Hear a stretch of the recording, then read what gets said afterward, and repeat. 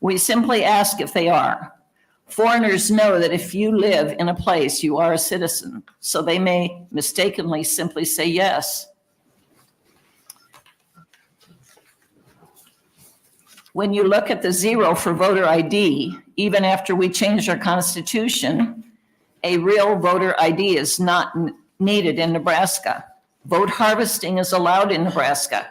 Anyone can collect and return anyone else's ballot in this state. Think about that. There are no laws on the books on how you can formally complain about election issues. There are no restrictions for any one party to donate funds or people to support elections in Nebraska. In 2020, Mark Zuckerberg gave Lancaster County over $400,000. The use of these funds was not clearly delineated. We are a mess in our state.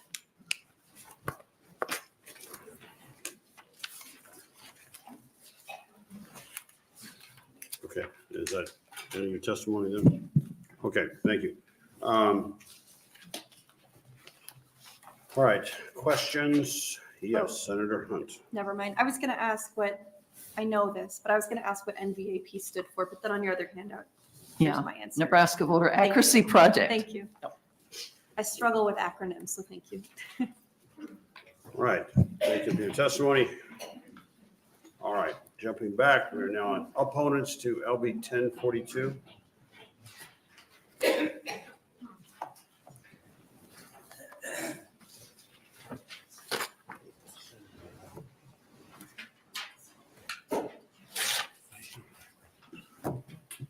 Welcome to the Government Committee. I'm going to wait for all of you to receive the materials and then All start. right, we'll wait until we get handed out here, but it's going to be a long night up here. All right. Go ahead. I got it. I'm the one that matters. I got it, but other people are still waiting. Okay. Anyway, my name is Pengxiao, Pengxiao. And I just want to show that the 2022 Miller School Board of Education, that results, because my kids, they are in Miller School. So I'm just focused on the results on that day. So you can see the first figure several minutes before the count ending. That's on the WOWT.com, the website. And then suddenly one candidate, the last candidate, Terry Dale, and his votes just suddenly, just 1 second, dropped from more than 7,000 to 0. So I just got the snapshot. And then the second figure is the final results in the ballot pedia.org. So you can see, and that candidate eventually, he got 6,574 votes, and all the votes for all the candidates just dropped. So I highly suspect that's because of the machine at the time, just 1 second, and because of the algorithm, and then they just redistribute all the votes. So that's why I just highly suspect the machine, because I'm doing coding every day. So I know how easy if you just change the parameter in the code and then just change the results. So no matter how many people vote, and then for each candidate, eventually the machine can manipulate it. So that's why I highly just oppose that machine, even for the voter registration, because last year I also showed that Dr. Franks, that the ratio between the voter number over the registered number over the voter number in each county in Nebraska, the ratio was the same. So I highly suspect that the machine can manipulate and do the fraud in both the voter roll and the ballots reading. So I just recommend you guys, just highly recommend you just vote no for this bill, because we need to stop early ballots, just 1 day hand counting. So, and also hand register the voter rolls. So then we can have a righteous and election. Thank you. Okay, now you get to be one of the crash test dummies here, because I'm going to go through some basic stuff. You're entitled to your 3 minutes, okay? But it really helps if we track with the bill that we're discussing. Okay, so we're on LB 1042. It has to do with change provisions related to registering to vote, i.e. through the driver's license. Now, again, you get your 3 minutes, but it helps us to be able to track if it follows with what the bill that we're discussing when you come up. So I understand what you're saying on this. I understand what you're saying with the voting, but we should correlate that to the bill that talks about a voting machine in the process so that then it makes sense when people review the testimony from the hearing. You kind of track with what I'm saying? Yeah, but the voting machine actually also responsible for the registration. Well, Yeah, so we're the talking about database, here is you once you keep that, so I just use this to refer, we should remove the voting machine. okay, well, you're entitled to that. Just so folks understand, it does help if we keep tracking on the bill at hand, because we've got 5 bills here today. We're going to have proponents, opponents, and neutral on all those bills. So we're going to have lots of time to discuss different parts of the election process. So that's why today's election day. But we'll take your information. Let me see if we have questions for you. But I just wanted you to kind of understand that sometimes it's hard to track if you jump gauges here and we're not sure, what exactly you're talking about. Because if we're focusing on registering and the voting process with registering your driver's license, and now we're talking about machines and results and how that all matches, it just sometimes slows the process to understand, why you're testifying on that here now. But again, let's see if I have any questions for you. Any questions? Yes, Senator Lowe. Thank you for coming again and testifying on voter ID and everything. Could you spell your name again? I was kind of settling in and I didn't get your name. Oh, my name is Peng Xiao, Pengxiao. Okay. Any other questions? All right. Thank you for your testimony. Thank you.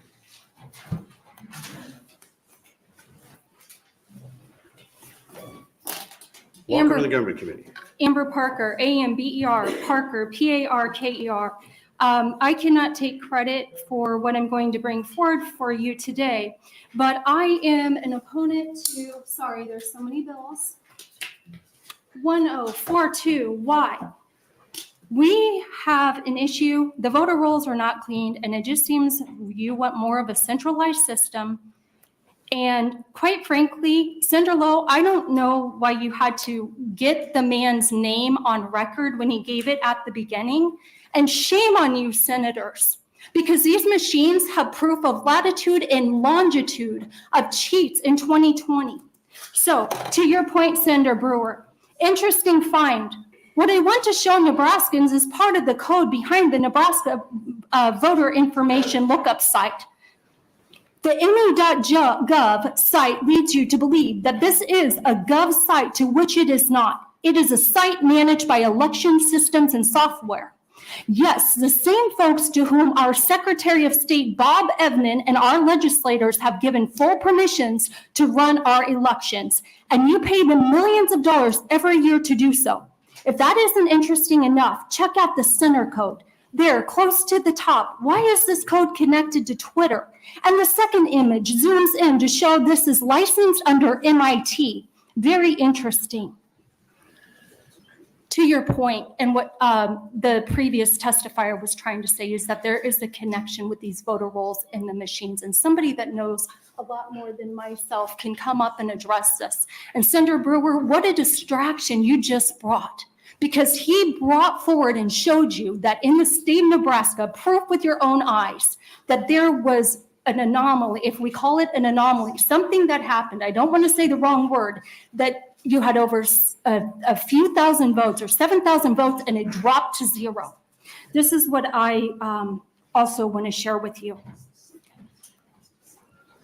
Election fraud took place in 2020. We still need answers of 25,000 missing mail-in ballots. And you explained to me, Election County Commissioner Cruz, why people are receiving early voter registration in other states at the present. Latitude and longitude 180.764.10939.9042. This right here is just a coordinate of one of the places of election fraud of showing of flipping votes. I encourage you guys, seriously, We are talking areas of treason, and you want to reprimand the people that are coming forward to bring forward that election fraud is taking in the place of, in the state of Nebraska. Everything is on public record, can be used in a court of law. We need hand counting ballots at the precinct level under video surveillance. These machines, you all know, have open doors to foreign interference. This is a reality.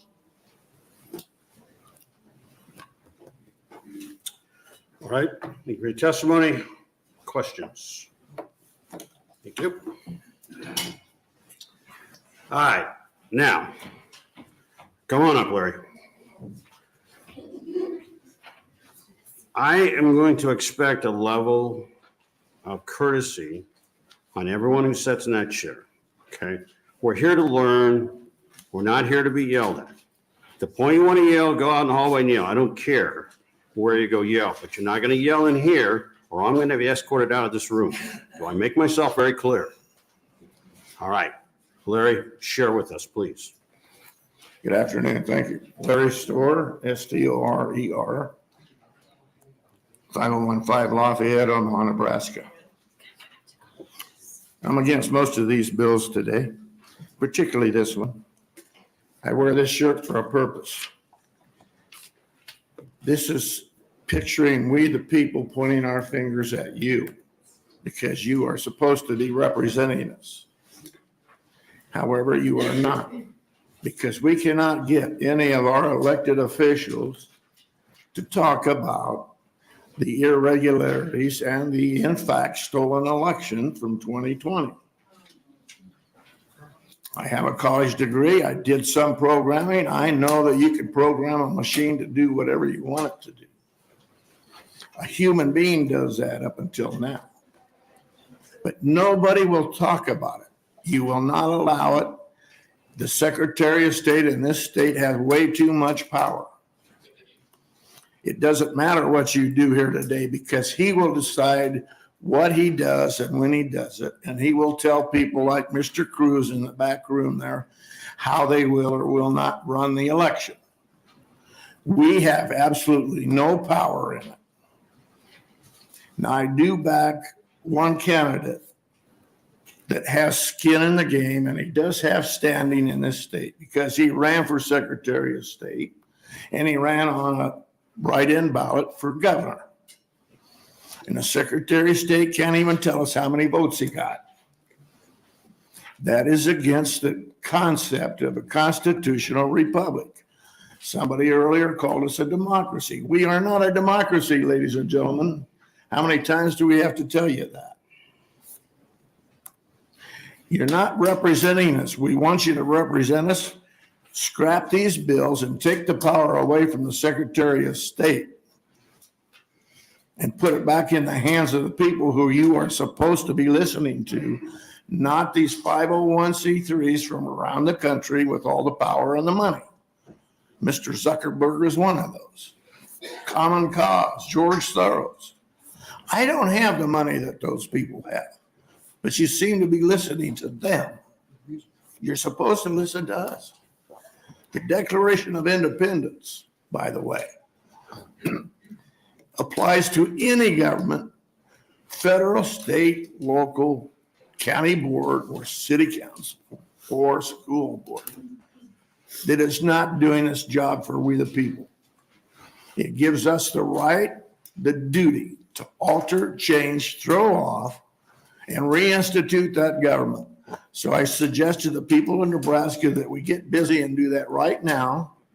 If you people do not want to honor your oaths of office and take the power away from that one person, Secretary of State, then you should all step down because you're not honoring your own oath. Thank you. Hang on, Larry. Let's see if we get any questions. Questions for Larry? Questions? All right, Larry. Thank you for your testimony. Okay, next opponent to LB 1042. Yes. My name is Mary Beth Canning, C-A-N-N-I-N-G, and the graph that I wanted to show you was part of Sarah's package, and am I am I allowed to have you look at that graph or? You have a handout then that's coming around, or? It Oh, was it's in just- that packet that she gave Yes, originally? it's on page 5, but I'm a little confused because I thought something with the previous or somebody else's handout wasn't allowed. Yes. Yeah, page 5. This one here or this one here? This That one, yes, page Okay. 5. Yes, and my name again is Mary Beth Canning, Canning. I'm a citizen here in Lincoln, and thank you for listening to my opposition to 1042. And Senator Brewer, I take your comments to heart about trying to give our comments that relate to this particular vote and this particular bill. The graph that I show you, I'll talk about it in a minute, but with respect to this bill of the Department of Motor Vehicles registering our voters, the concern of many of us is voter fraud and the lack of identification of our citizens, proper identification. And the concern of many of us is that will something like this bill, the DMV voter registration bill, cause more problems when we're trying to actually correct voter identification and verification. I'm all for streamlining data. If the data from the Department of Motor Vehicles could somehow verify our voter registration, but I think that this bill is actually going to make it worse. You raised the point yourself about Ukrainians who have got driver's licenses. How will the checks and balances system work for those individuals? Will they be given, full on board, rights to vote? Where the concern will be people that really don't have the right to vote in Nebraska are given the right to vote through this, through this bill. And I think that's, it's a big concern. Voter fraud in general is a big concern. And it's such an important right in our country. And so are we streamlining something that's going to make voter identification more difficult,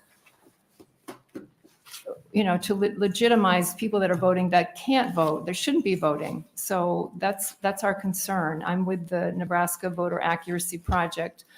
And I'll just point to this graph briefly to show you that the yellow dots on the graph, and you see 2020 there and 2016, et cetera, 28008. Those yellow dots represent Nebraska population who voted and Nebraska population who's registered. And the main point is that if you look at 2020, you see 85% registered and 65% turnout. Go to the prior election, you see 65% registered and 55% voted. So what's going on there with such a huge increase in that number?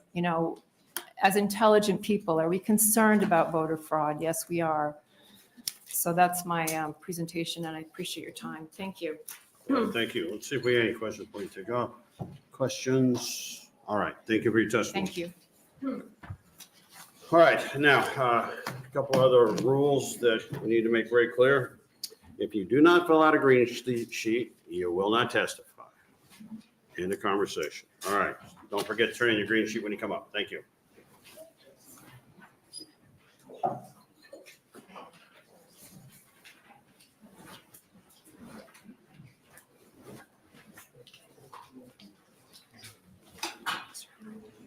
Welcome to the Government Committee.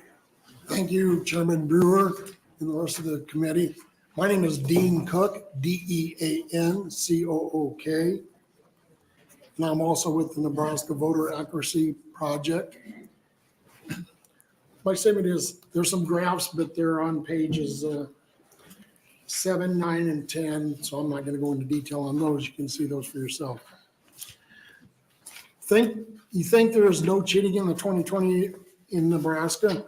There's simply a question: how many ballots were counted in Lancaster County and how many people were identified in the Secretary of State's records as voting in Lancaster County? On the Lancaster County website, they reported that there were more than 200 more ballots counted in Lancaster County than the Secretary of State listed as names of people that voted in the county. This is plain old-fashioned ballot box stuffing. In the whole state of Nebraska, we found that there were over 4,000 or 4,001 more ballots than there were voters. When this was brought up by up to the Secretary of State in 2021, why didn't anyone look into this? Because they don't care. This is the data from Edison. Edison is the company that distributes the data they get from Seidel to the news services. This is what you see at the bottom of your TV screen on election night. Seidel gives Edison the same data they send to the company that provided the counted votes to the Secretary of State of Nebraska. Seidel gets the raw data from the machine data that is sent by each county to the Secretary of State. Seidel organizes the data and sends it to both Edison and the company that provides it to the Secretary of State. So this proves that there is massive voter fraud in Nebraska as well as the rest of the state. Thank you. Thank you. All right. Questions for Dean? All right. Thank you for your testimony. Thank you. Okay, next opponent to LB 1042. Welcome to the Government Committee. Thank you, Senator. George Omer, Georgeolmer.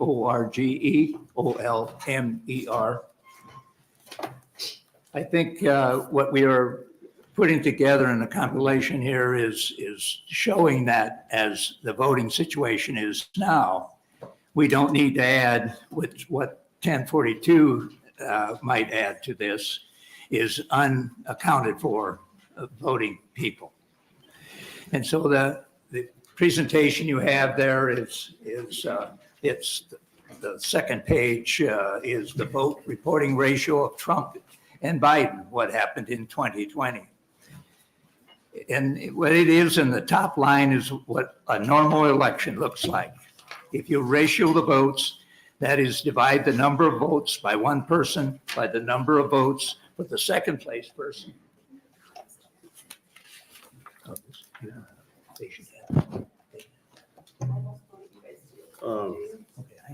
Are you referencing one of the two documents that were handed out No. earlier? No. Or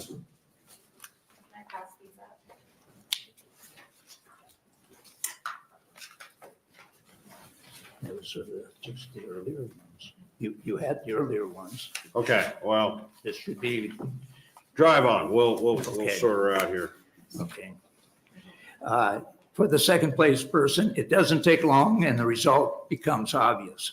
As the crowd has decided at particular ratio who they plan to vote for. If that graph is in front of you, it indicates this is what the graph looks like. Got it. Okay, you have that.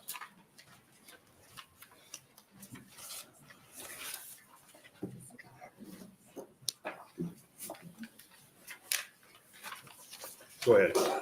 Okay, legitimate elections, the ratio line is flat. I'll share that with it. It is always flat.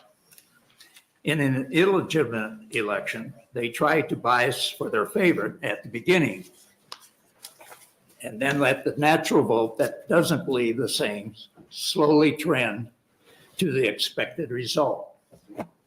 And that is what you see on the front of that. I can share that with you when we're done. Thank you. Illegitimate elections results always slope. And then the next sheet is what does Nebraska's vote actually look like? Flat or sloped. Let's take the red and green votes you saw in the previous presentation for Trump and Biden in Nebraska. Let's ratio the two. We'll use those exact results and let's look at what we get. For Nebraskans, this is depressing. The results slope. We were duped by our election officials who were duped by cheaters. We had big time cheating here in Nebraska. Can you believe this? Okay, Thank thank you, you. George. All right, so,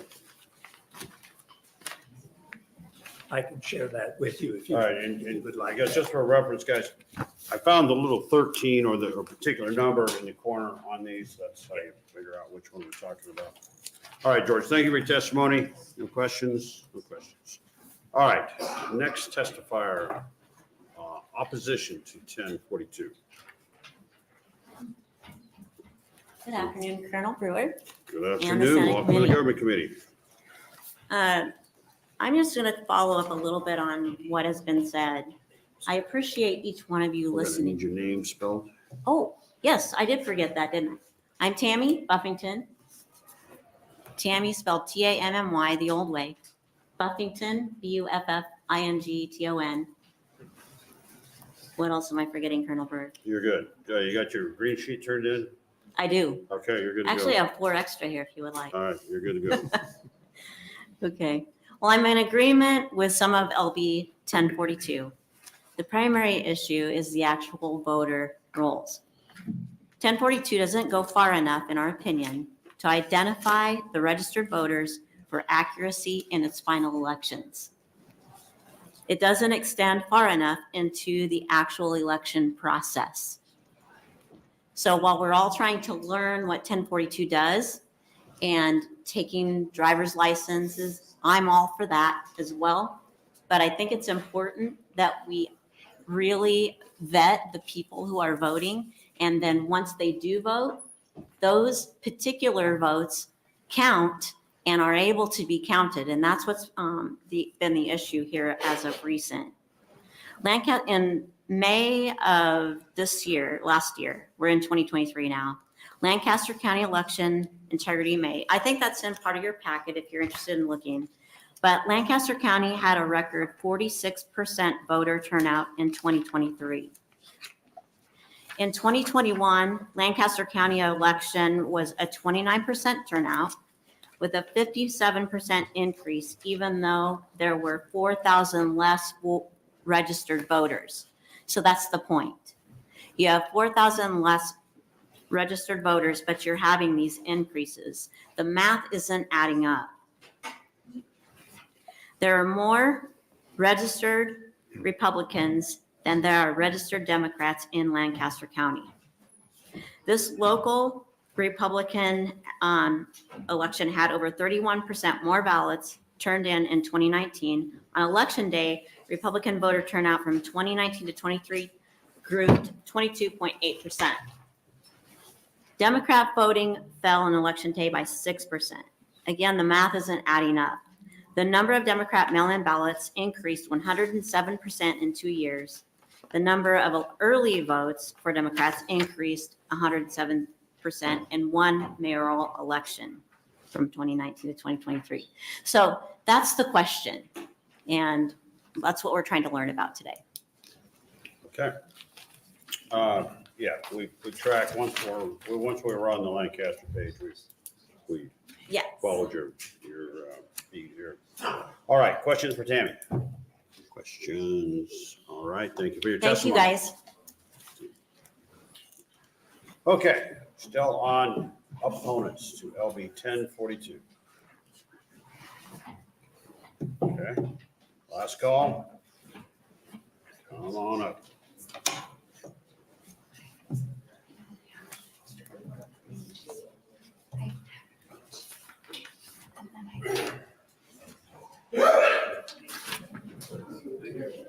All right, welcome to the Government Committee. Thank you. My name is Connie Renke. I did give her a copy of Professor Clemens' video, Let My People Go. If there's any Need you to spell your misunderstanding, name. oh, CONNIEREINKE. Thank you. If anyone has questions about the elections, how they work, how manipulation has been made as far as proven audits, Professor Clemens has recorded all of that in a movie, and it explains things very well. And I just want to let you know the reason these people are coming up and speaking about the fraud that's happened in the elections is because we have a system that our state uses that is making it a centralized system. So the voter registration, which this bill is concerning, is connected to the actual voting process of validating if someone is a voter at the polling location. And when they scan the ballot envelope, this system is all connected together. And it's called Total Vote is the system. We've been told over and over that our elections are not connected to the internet, but this Total Vote system is a cloud-based system. So the people that are registering 24 hours a day, 365 days a year, this registration file is open, and there are different organizations that are inputting the information, and that allows hacking to occur. We have something called Albert sensors, which is connected to the internet, and it's been shown FirstNet, which is an emergency type service, cellular, is connected. So I just wanted to clear that up. Okay. On your comments on Total Vote, Sure. what you're saying is that the process that we use when we're registering folks with their driver's license and giving an option to opt in to also vote is connected to a much bigger system that is counting votes and doing election stuff. Yes, it's like election night reporting. It's when the counties upload their information, it goes into a cloud-based system. And then the people that are voting and the markings of, yes, that person voted, that's transferred over to an ES&S electronic system. And that whole time it's connected to the internet. It's been found in Dallas, Texas, that the scanner, when they scan the mail-in ballot with the zip sorted code, that those were connected to FirstNet, which is an emergency responder cellular network. In Nebraska, we have some of that FirstNet in the larger cities, but in the smaller cities, they use regular cellular connections that can be connected by modems into these machines. These machines actually have patents that have modems in them, and we say that we turn them off, but hackers can also get in and flip that system. So that's the danger of having even more registered voters and these registration systems online. So Okay. Thank you so much. Thank you for answering that.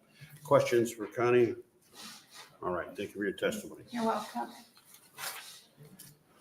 Okay, any other opponents? Okay, then we will, okay, last call. Come on up.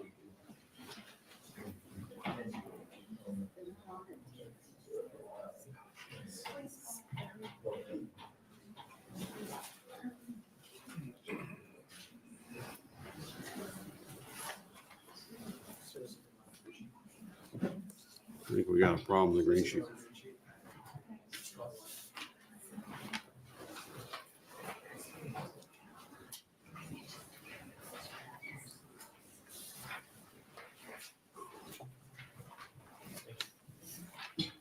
Welcome to the Government Committee. Thank you. I'm Stephen Shephers, Steven Schepers. And this is a matter of Nebraska election security and a call for hand counting paper ballots for elections at the state county precincts. The Nebraska Legislature has the authority and responsibility to address hacking electronic voting machines by bad actors In accordance with the Computer Fraud and Abuse Act, amended in September of 2020 to include electronic voting machines. Protecting our nation and our state's election process must be a top priority. The recent released Halderman report irrefutably documents the ease of manipulating and changing personal votes when using programmable voting machines. The majority of voters in our nation cannot trust the vote results from the mandatory use of unsecure electronic voting machines designed and run by private companies that perform a critical government function. These private companies exclusively program the electronic tabulators that count our ballots, and they refuse to allow the public evaluation of their software, claiming it's proprietary and confidential. Does thus violate the constitutional 14th Amendment, knowing the voter's right to vote has been accurately counted. The Help America Vote Act, passed by Congress in 2002, does not permit devices or components using external network connections to be a part of the certified voting system, as detailed in the Election Assistance Commission certification qualifications under VVS G2.0. External network connections require that stated from page 12 as follows. External networks connections, VVS G2.0, does not permit devices or components using external network connections to be a part of the voting system.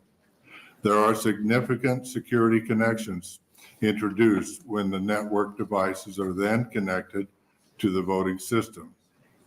This connectivity provides an access path to the voting system through the internet, and thus an attack can be orchestrated from anywhere in the world.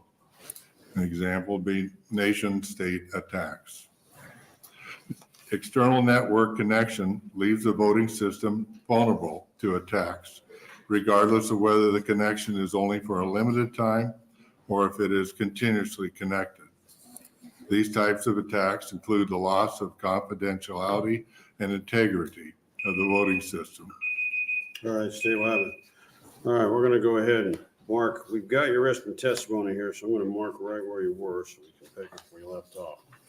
All right, let's see if we have questions for you, Steve. And thank you for your written testimony. All right, questions for Steve? Questions? All right, thank you for your testimony. And on his, he doesn't have his name in the beginning of that, so if you want to write his name on the top, then you can correlate his testimony with the name. All right, welcome to the Government Committee. Thank you. My name is Father Joseph Steele. Anyways, I'm here not on the part of the church, but as a concerned citizen. Can we have you spell that? So Yeah, Steele.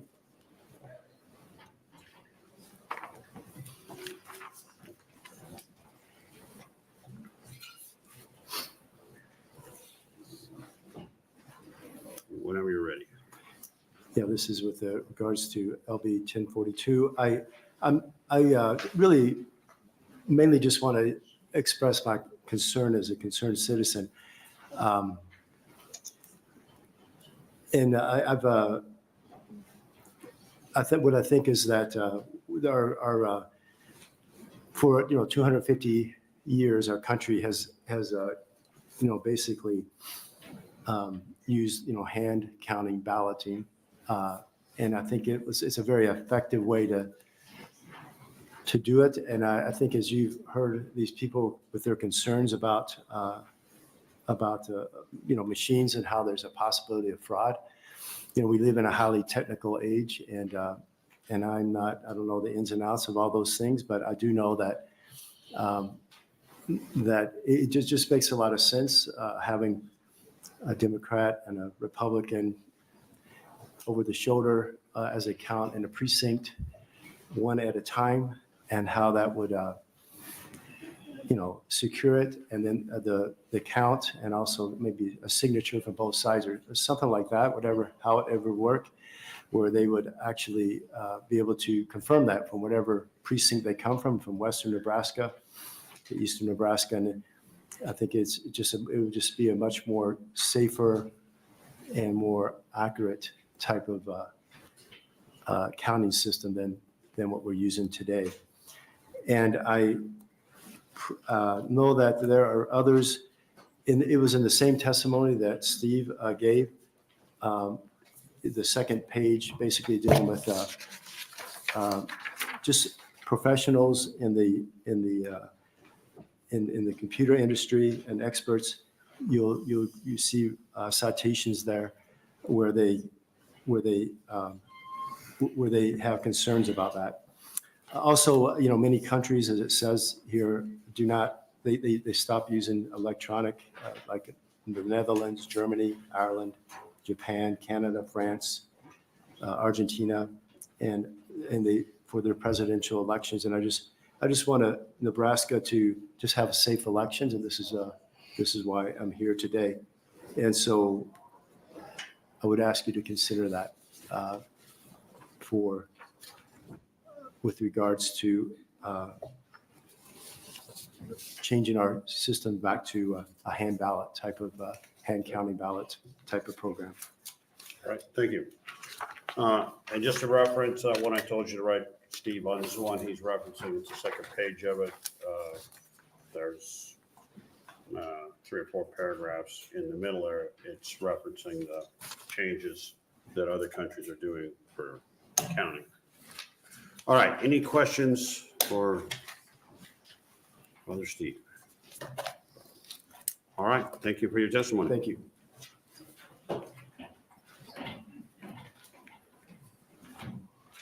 All right, still on opponents to LB 1042. Welcome to the Government Committee. Thank you, Senators, for letting me be here today. My name is Richard Hergett, RICHARDHERGOTT. I'm here as a U.S. citizen. I was born U.S. citizen. I have a birth certificate that shows I'm a U.S. citizen, and that gives me the right to vote. I served in the military. I'm kind of appalled. I might get loud, but it's not because I'm mad at anyone. It's just I'm passionate. Okay, that's all I'm going to say about that. But I'm in the military. I was in the military. I served my country, and I'm proud to serve this country. I've been proud, but it's getting to look like maybe that it's not of the people for the people anymore. It's leaders against the people. But anyway, I'm against going with the driver's license ID. I moved from Nebraska to Colorado, back to Nebraska. When I come back to Nebraska, I went to get my Nebraska's driver's license. And I had my DD-214, which is a military ID thing that tells you served in the country, you were honorably discharged. I took that to the DMV, and they wouldn't even allow me to put on my driver's license that I was a veteran. I had proof of it and everything. I'm sorry, I'm getting loud. But if they can't even identify that I was a veteran with a DD-214 and get my driver's license, how can I guarantee that these votes are going to be registered licensed American votes? There's no way in heck we can guarantee that. I had to go back to the DMV to tell them what to do, ask them what I need to do to get my ID on my driver's license. And that took a lot of time, my time and money and everything to do that too. So I am dead set against a driver's license. I want a voter's ID where you got to show proof, where you got to have, I don't care how many, I want everybody to vote that is legally able to vote, but I'm not here for a maximum number of voters. I'm here for a correct amount of voters so that I know my vote is going to be the vote that counts. I don't care how many people vote, as long as they're legally registered voters. And the only way we can guarantee that is with a voter ID. Go down to wherever you got to go, make a I don't care how much it costs, make a new,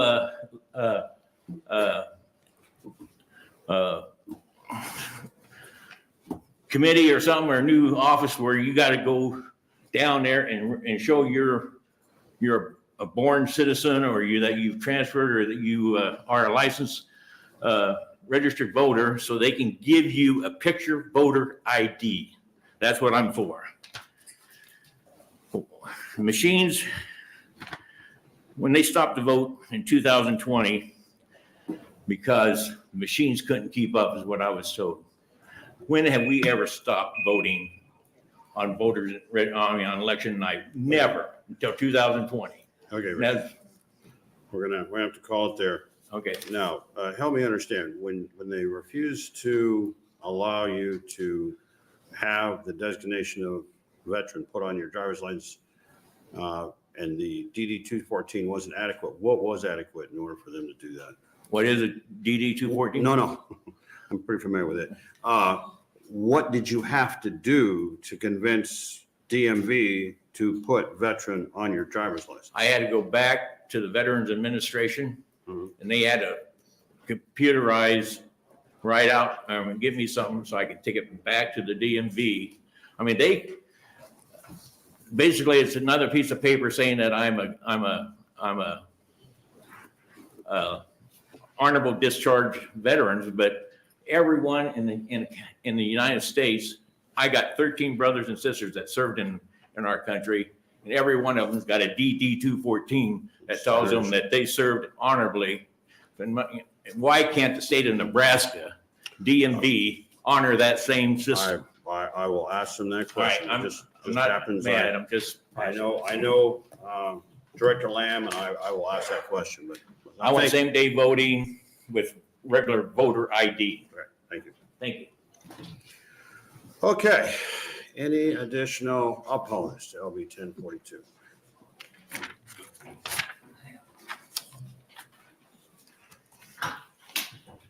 Welcome to the Government Committee. Senator. Okay, my name's Stephen Jessen, Steven Jessen.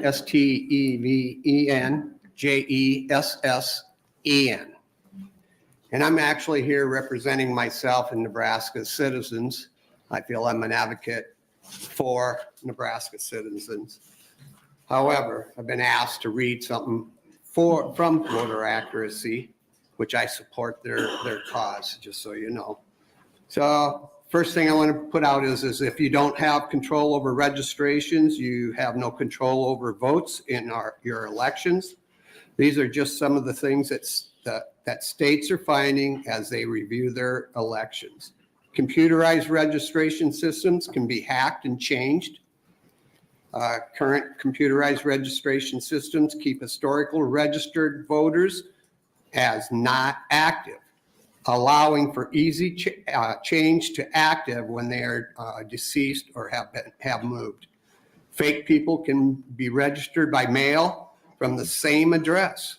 Registrations can be done remotely through the DMV and other locations and communicated via the internet.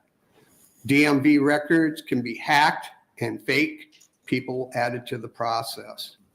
There is no need for anyone else to know except the election commissioner and the voter, except by official need, who is registered to vote with any county, what party they are registered to,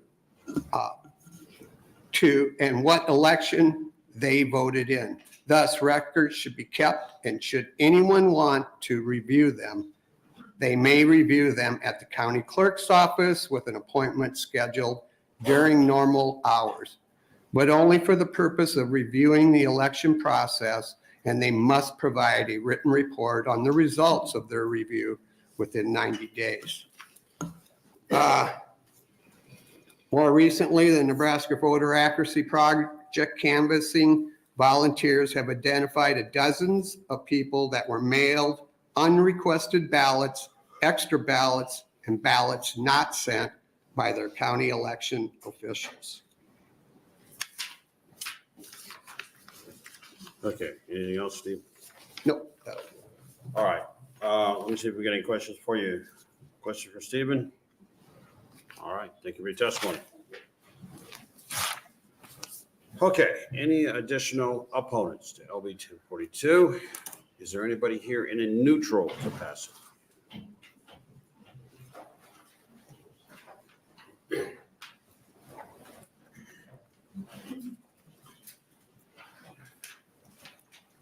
Welcome to the Government Committee. My name is Jennifer Hicks, Jennifer Hicks. And the reason I'm here today to speak in a neutral capacity is not because I don't care, but because I want to underscore the fact that you don't care. I didn't even come to any election integrity hearings last year. I can see that I've missed absolutely nothing because the same people behind me are saying the same things to you today that they were saying when I was here before. Year before last, nothing's changed. So the failure is on your part. And I heard you dress down someone earlier. You forget that you work for us. That is your job. Someone said earlier, we are a constitutional republic. No, we're not.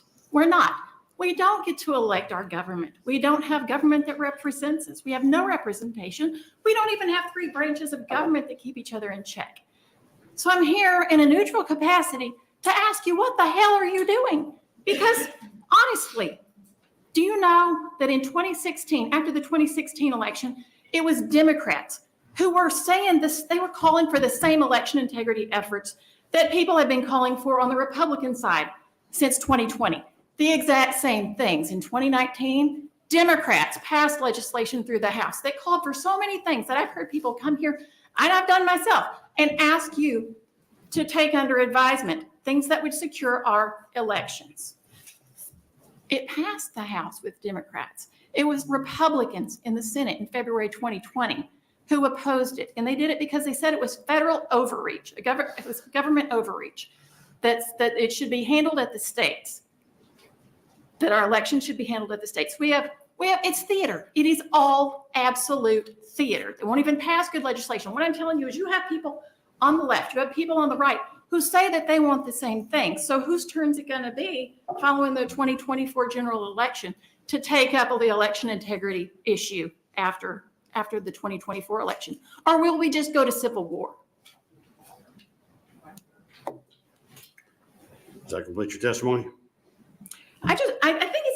I'll underscore that it's theater. You know what? I was driving here today and I'm thinking about how this is like those shows that I watched when I was a kid that are performed in front of a live studio audience. You can divide that audience down the middle the way they do in a wedding with the bride and the groom and put Democrats on one side, Republicans on the other. And there's signs that show people when to applaud, when to clap, when to laugh. And that is what our government has become.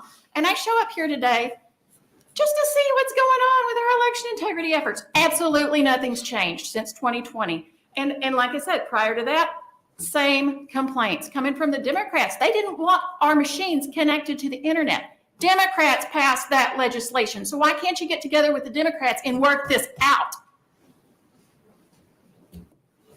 Yeah, I'm done. All right, thank you for your testimony. Questions? All right. Any additional in the neutral?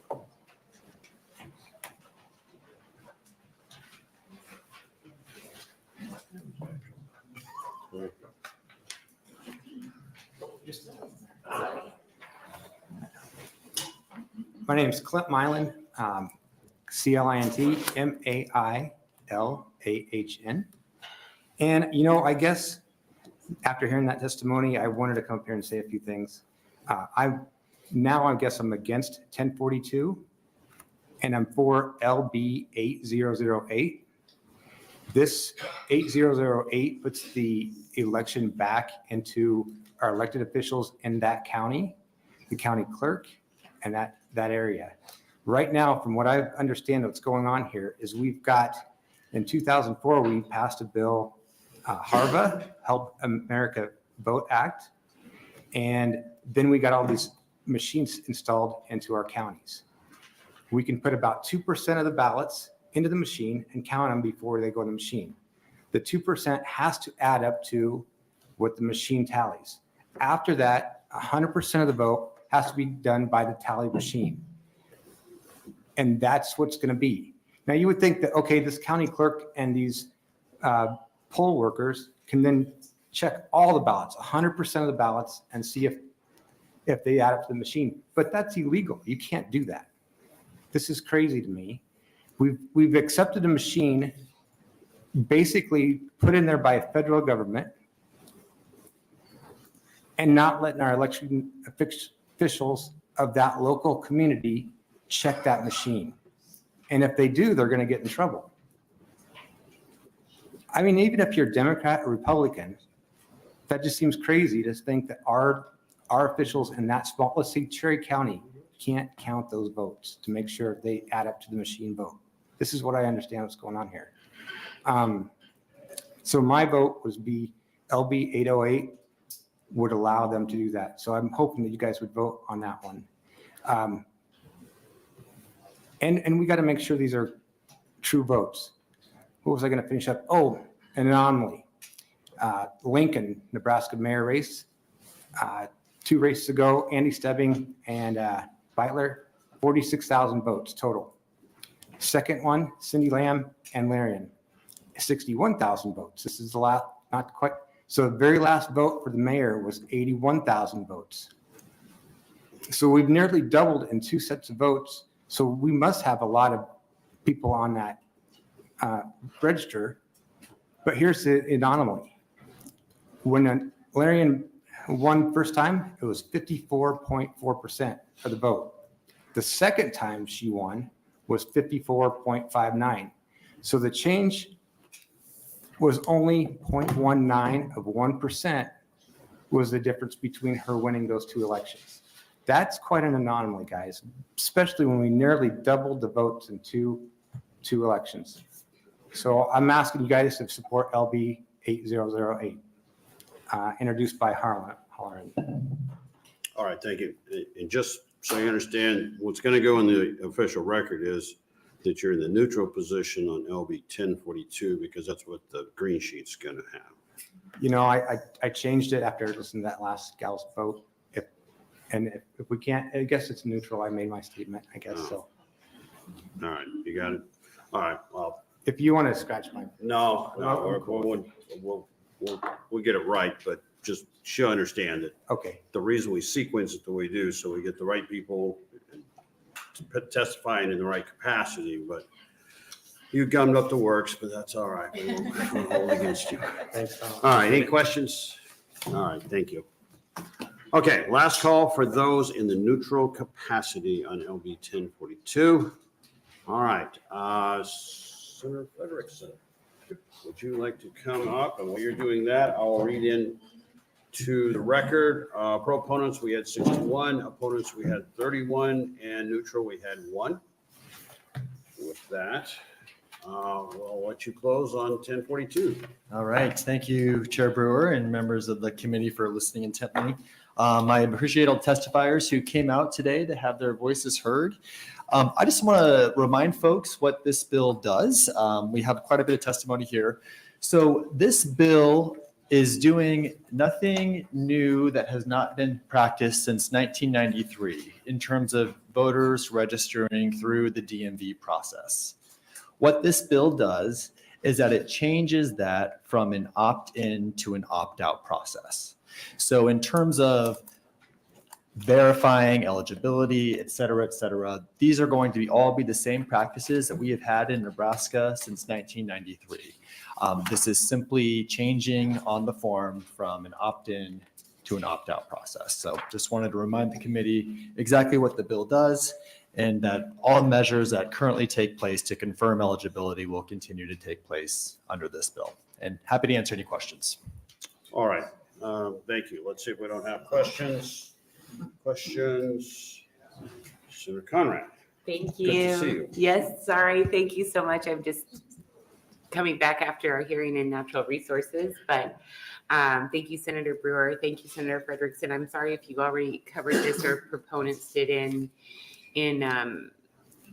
the introduction to your measure, but could you perhaps just help the committee to think through or understand why perhaps this measure is important at this time in light of the fact that Nebraska hasn't moved forward on, say, for example, election day registration like a lot of our sister states have, or removing other barriers to, of course, eligible voters to participate. Because I know when I talk to folks around election time, when we're out canvassing and things like that, as you get closer to election time, the civic interest and civic engagement kind of pops up, and, people might miss those windows for registration close to an election time. So the earlier kind of upstream, we could make sure that registration is accurate and up to date, may be beneficial to the facilitating the voters' will. Do you have, I'm sorry if it's repetitive to what you've covered before. Yeah, no, I appreciate your comments, Senator Conrad, and I would agree with you. I mean, I think this bill is really, it's about, I think especially, I mean, the reason I decided to bring this bill this year in particular was in the context of we passed voter ID law last year. Yes. So, we're looking at touch points to ensure that everyone who is eligible to vote in the state, one, has access to that and is able to vote. Right. And two, that, if they are going into the DMV, that's a process that is streamlined, it's there for them, and ensuring that they have that access. So again, it's not reinventing the wheel. We already allow voters to register through the DMV with that. So Yes, very good. Thank you so much. Thank you, Chair. Okay, additional questions? All right, thank you for presenting LB 1042. And we'll take a short break while we swap out our numbers here. Do we have a Senator Lippincott?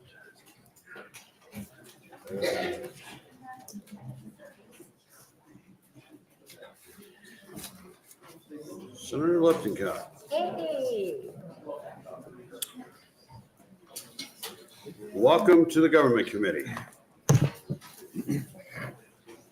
Good afternoon, Chairman Brewer and the Government Military Affairs Committee. My name is Loren Lippincott, that's spelled Loren, Lippincott, and I'm here representing District Number 34. LB 1297 is very simple in nature. It strikes the word secret from line 18 and adds the word transparency in reference to the election counting process. The Nebraska Constitution 6-6 protects the right of the vote to be secret. So the addition of the word secret on line 17 is placed there to reflect the Constitution, and any definitions of the word secret should reflect the Constitution as well. The Constitution reads as follows, quote, "All votes shall be by ballot or by other means authorized by the legislature, whereby the vote and the secrecy of the elector's vote will be preserved," close quote. However, our statute currently provides for the secrecy of both the voter and the process.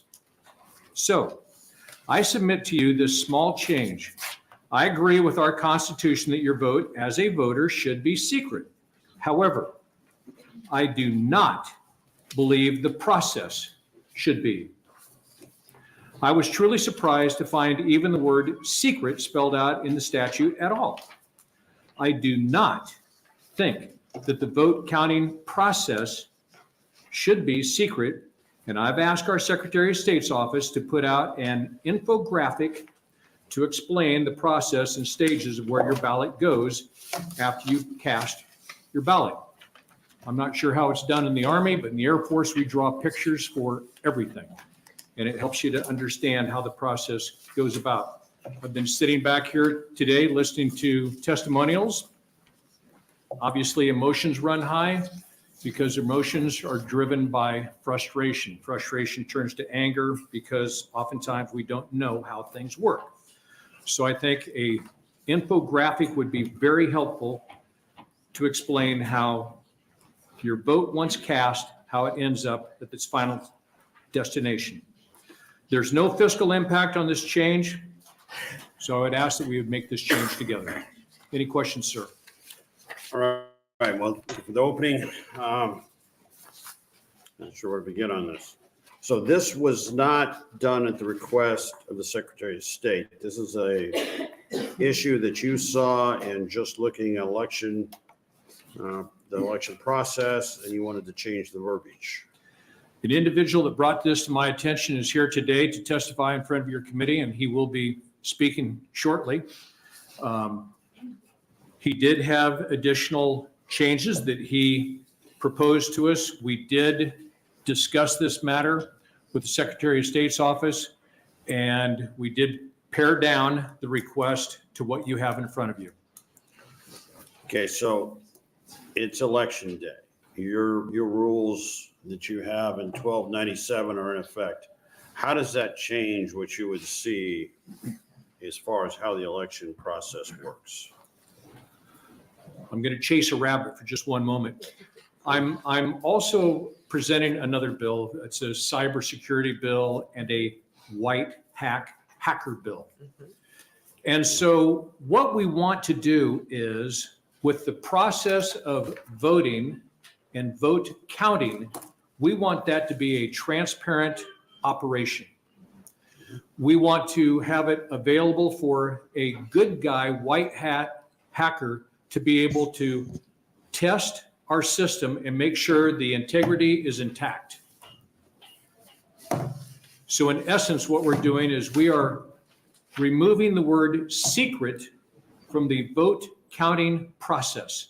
That's the whole thrust of this bill. We don't want it to be a secret process. We want it to be open, transparent, and we want to be able to have our good guy, white hat hackers to be able to test our system and ensure that it is intact with integrity. Okay, when you say that, I assume that you're talking about the total number of votes. You surely don't want to know how individuals vote. Correct. Your vote should always be secret for the individuals, always. So what you're It's the talking about- process we're talking about only. This is just talking about the process of counting votes, not the individual, how they voted. All right, I'm just trying to better understand it, and that helps. Questions for Senator Lippincott? Yes, Senator Conrad. Thank you so much, Chair Brewer. Thank you so much, Senator Lippincott. It's always good to see you.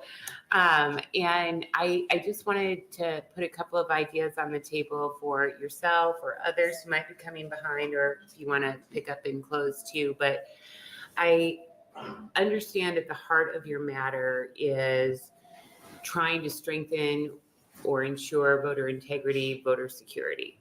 No disagreement on policy goals, I think, amongst any of us in the legislature who wants to make sure Nebraska is doing their best in that regard. And I think we are doing better than many of our sister states already, but always room for improvement. But my question to you, Senator, or for others coming, is the system has a set of safeguards built in terms of ensuring voter identity, ensuring that the ballots are, we have paper ballots, how those are counted. There's audits of the counting.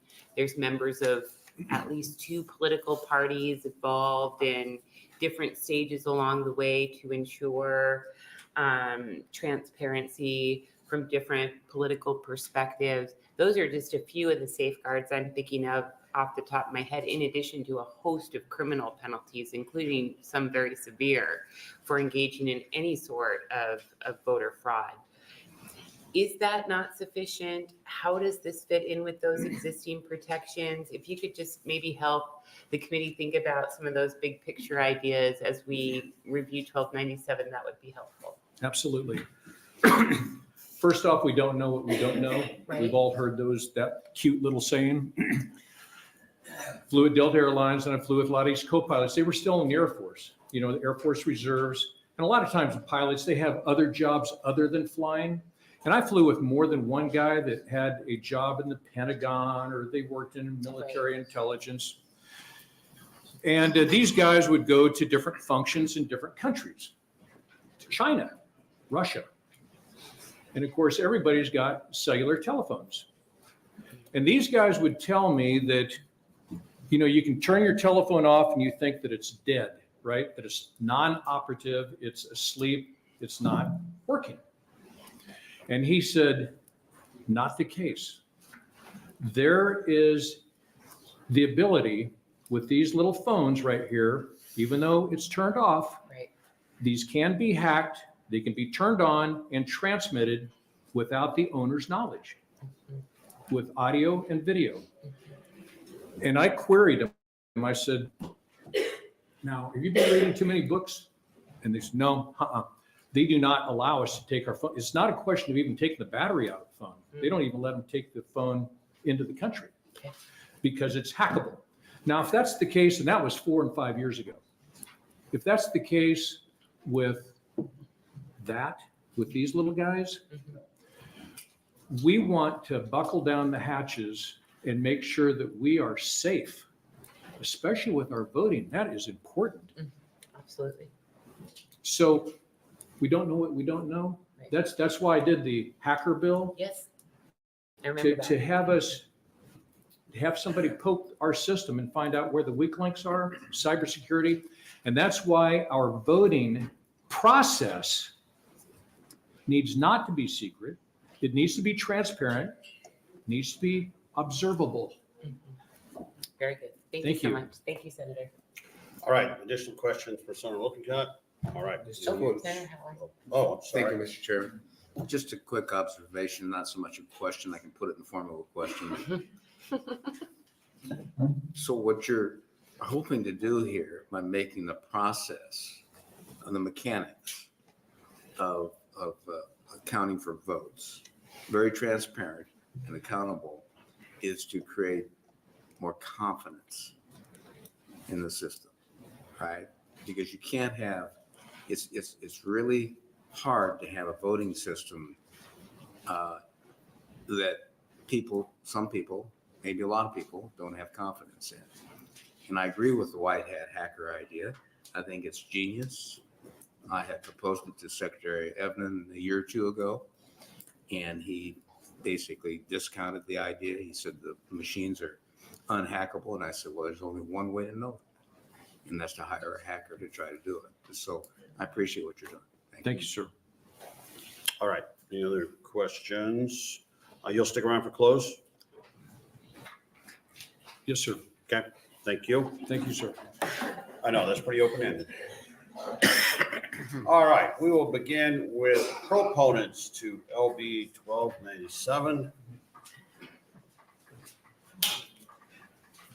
I hope I can make all of them, but I might have to go. It'd be the pride. Welcome to the Government Committee. Thank you, Colonel Kilimanjaro. I love that. And members of the committee. I just want to say again before I hope my lights start.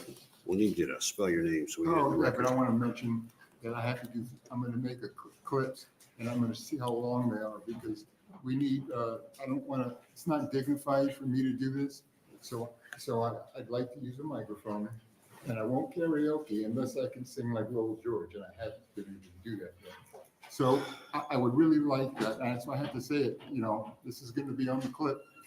All right, okay, then we can go, please, if I could start.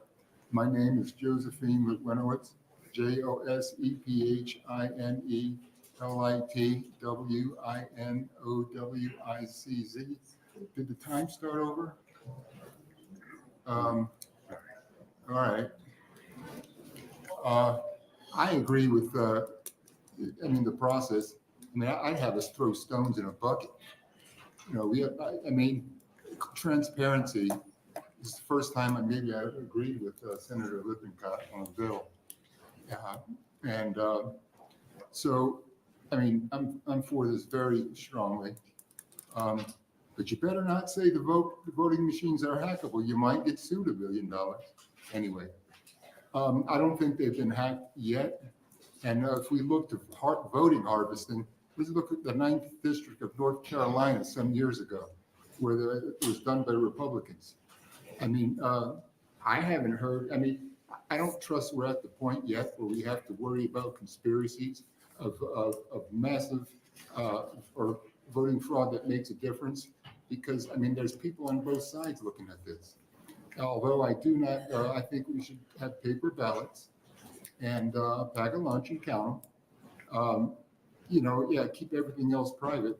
But transparency all the way. The chain of command of the documents or the votes, just to do it foolproof. I don't know. We can do it. We went to the moon in '69. I know we can't do it again right now, but we could do this.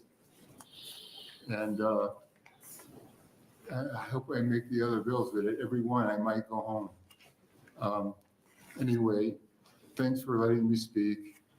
And thank you, Senator Lippincott, for bringing the bill.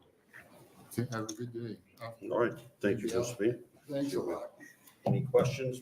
Oh, I'd like to have I think it should be by law that we have, we get a voting ID, stamp it on the birth certificate itself. And then why can't we make this, put it in the Constitution? If you're born here, if you're a right to vote, it's going to be on your birth certificate. And somehow we're creative enough, we could shoot it up the line, and we could also throw stones in the bucket. All right, I'm sorry I went over, but. Thank you. Thank you. All right, let's see. We'll get the chair moved over here. And we will go to the next proponent to LB 1297.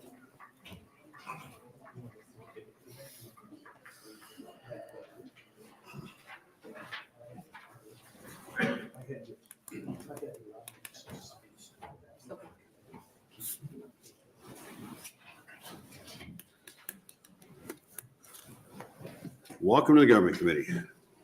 Thank you. My name is Seth Paulson, SETHPAULSON. I'm in favor of this bill. I am the person who did the work on this for Senator Lippincott. So in referring to Nebraska Statute 321041, Section 3, the removal of the word secret from the counting process is vitally important. It is absolutely necessary, but it is not sufficient. Sufficiency can only be attained by defining what is the alternative, that being transparency and accountability added to the verbiage. We must remove not only what is undesirable, but must say what is the alternative. I direct you to my expanded written testimony, which includes the white paper mandated secret software, which you received by email copy in December. It is not included in this packet, but you may be able to refer to it by going back. It lays out the reasons for removing secret and replacing the verbiage to transparency and accountability.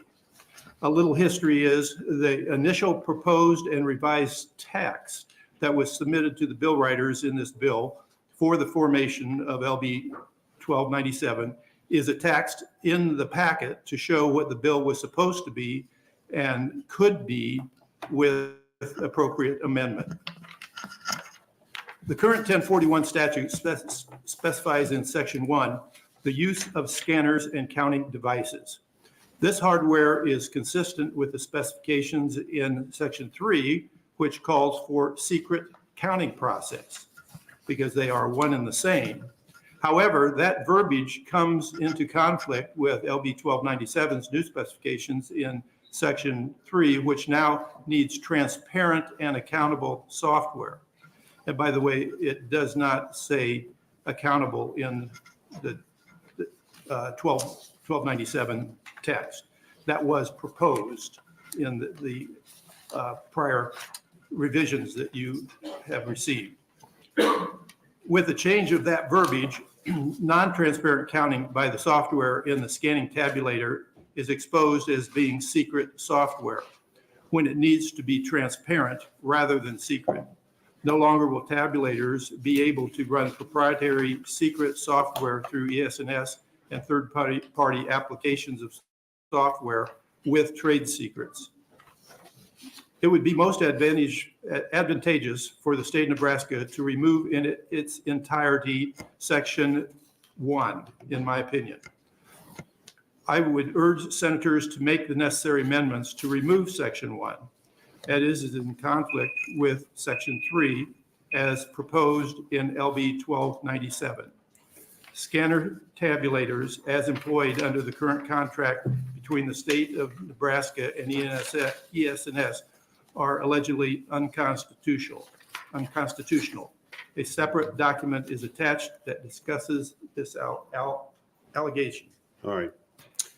Well, first off, thanks for providing the pages where you've lined through and then you put in red the changes. That is a quick, easy reference to understand what it's going to look like when the legislation is made into law. The law goes through. Well, those were the early revisions. The bill writers did not accept most of those, and they wrote it the way they wanted to. Okay, well, now that's starting to make a little more sense. But for your information, I included it so that you could know how expansive it was. Expansive, because there was quite a bit more in it than is in it now. Okay, so this sheet that we have here, that is, have you not seen that? It was handed out, I think, with Senator Lippincott's early stuff. What it is it just goes through, says all votes will be counted or by other means authorized by the legislature, whereby the vote of the secretary of the electorate's vote will be happening, and then it goes into the sections and all that. Okay. All right. Anyway, I'm assuming then that must be what correlates to the actual bill, because Yes, what you was have handed you out. have the bill there. Yeah. Yeah. So this legislation part here, as we see, to a degree, we kind of need to disregard that because that isn't the reality of what the bill is saying as far as the red highlighted stuff and the stuff that's lined through. That I submitted to you. Well, yeah. That is not the bill. That was the revisions to what became a bill. Okay. Okay. Well, let's see if we got any questions for you before we let you go here. All right, questions, Senator Lowe. Thank you. You look like you were looking for a piece of paper. Well, I have some stuff in my bag I didn't bring. Would you like Could I to grab take it? 2 seconds?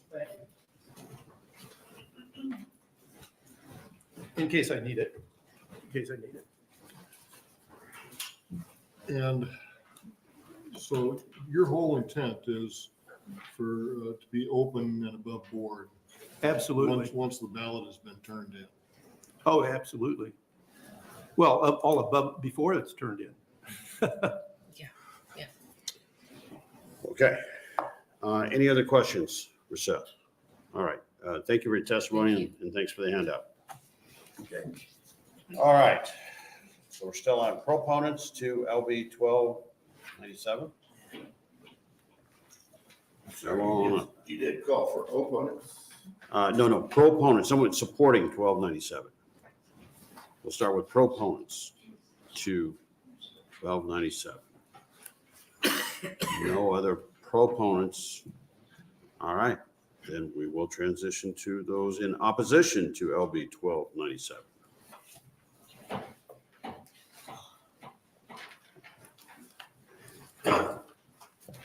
Thank you. Larry Storer, 5015 Lafayette, Omaha, Nebraska. That's Storer.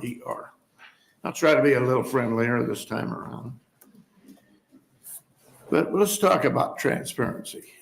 I don't think we have any transparency in the state of Nebraska. I go to the city council meeting, the Douglas County Board meetings just about every week for the last 6 years. We cannot have a discussion. Sometimes we can't hear if you want to. But in those bodies, their lawyers tell them, no, you don't talk to the citizen. But if you want to, you can call them back up. I've been trying to get them to talk about the Open Meetings Act for that reason, but also the election. Because nobody that is an elected official will discuss the elections. That is illegal. It's against the Constitution. And to not be able to discuss it at the halls of justice, civic centers, is illegal, against the Constitution of the United States and the state of Nebraska. We, the electors, you say? I don't think so. We, the electors, are superseded by somebody else. They have the lobbyists on their side. They get your ear, we don't. Because their lawyers tell us, no, don't talk with the people because they'll get you in trouble. Go down and lobby at the state legislature, and here's how many thousands of dollars that they pay a lobbyist to come down here and represent them, not me, because they don't want to hear me there. Isn't that what government was supposed to be for? To hear us? This bill, against this bill, because it's just another way to shut people up and not give them any information. Declare an emergency and don't disclose anything. That's the way all governments are operating right now. Everybody from the Secretary of State down to the City Council uses that phrase. And I'm going to end up with this. Just a few days ago, a week or so ago, the National Association of Sheriffs, who are the greater magistrates in our legal system, had a conference. And they disclosed, they were meeting with some of the federal people, Homeland Security, and they disclosed an awful lot of information about how serious the national emergency is. They've hacked all of our systems, including elections, and they might shut this country down any day, just like that. They're admitting it. They're talking about it. Why won't my representatives talk about it? That's a greater emergency than these silly bills to shut us up even further. All right, thank you, Thank you. Larry. Any questions for Larry? Okay, thank you, Larry. All right, we're now on opponents to LB 1297.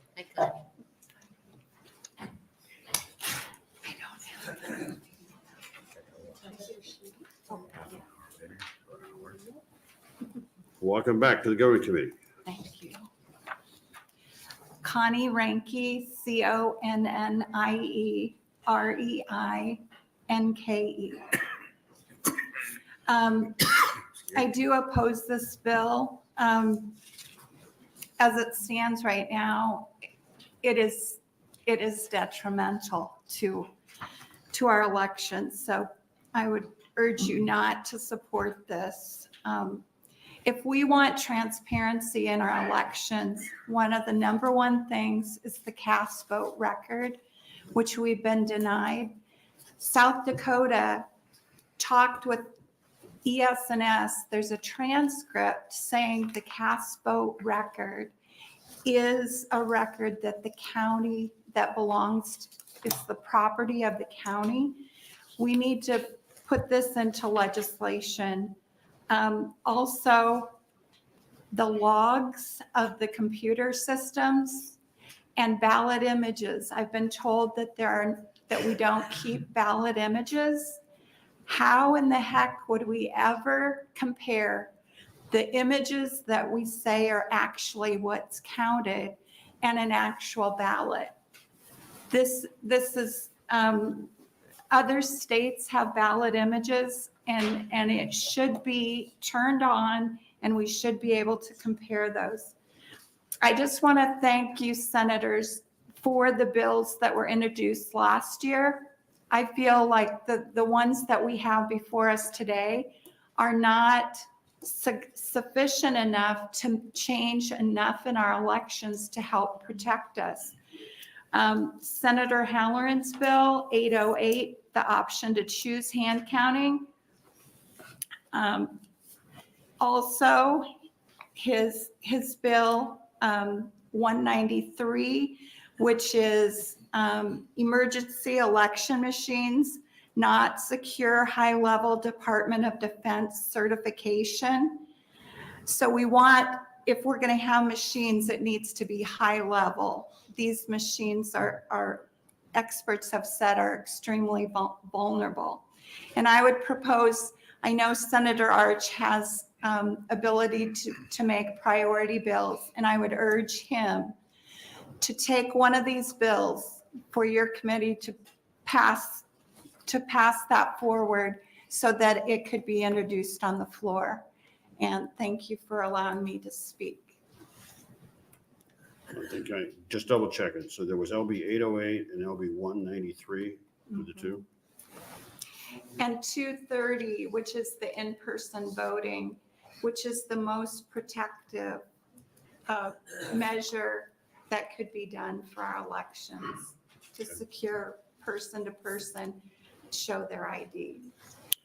All right, questions for Connie? Questions? All right, thank you for your testimony.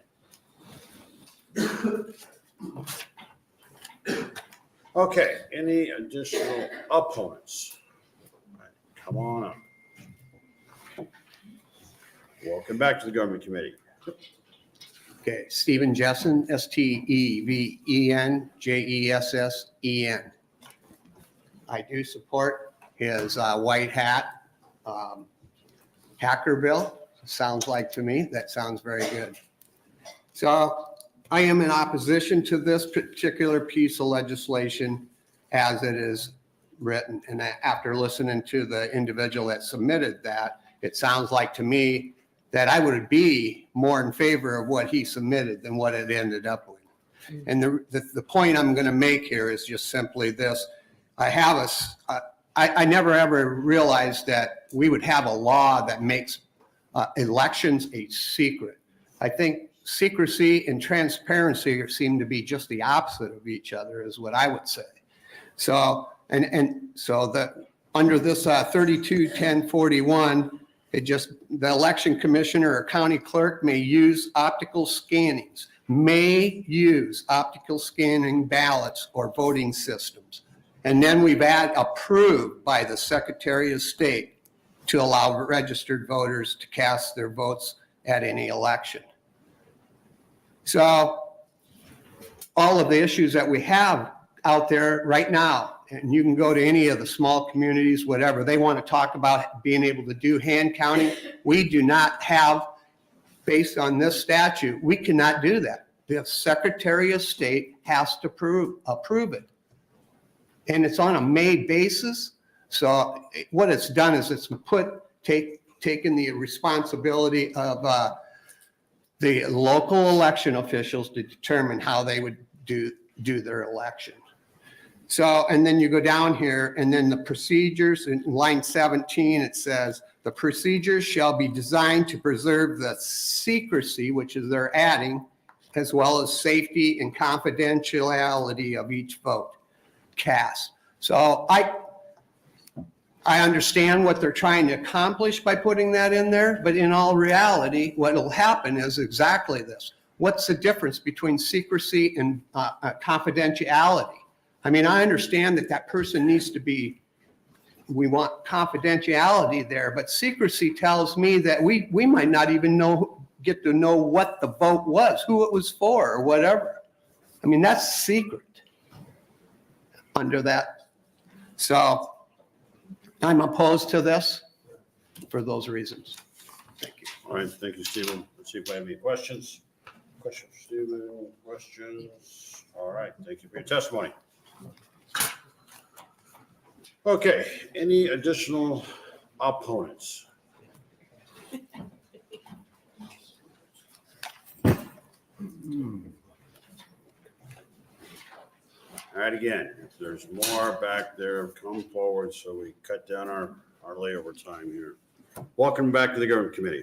Yeah, hi, Senators, and nice to see you again. And then I just want to just now I showed you that the sheet. So the 2022 Miller School Board Education, you see that machine can change immediately. You remember? We're gonna need you to spell and say your name for the record. Oh, my name is Peng Xia, P-E-N-G, X-I-A-O. So I just returned to that sheet I just provided to you. So, you know, even this bill just said using the white hat and the hacker, and then to protect the security and those things.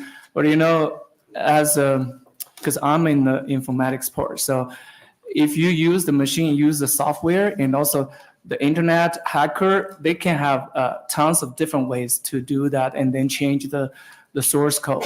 So you don't know which way they can just change. So no matter what kind of security you want to have, and then I support like Dr. Halloran's, the LB 193 DoD level. Can you make sure DoD level, and then I'm not going to see that kind of a zero from more than 7,000 votes and then flip to the zero, that candidate, that sheet you can see, and then redistribution for the final results. So this country, we have to know this election, not only 2020, but 2022, and even in the school board level, this machine can do anything. So how can we trust this, even it's transparent, but for normal people, they don't know how to understand the transparent.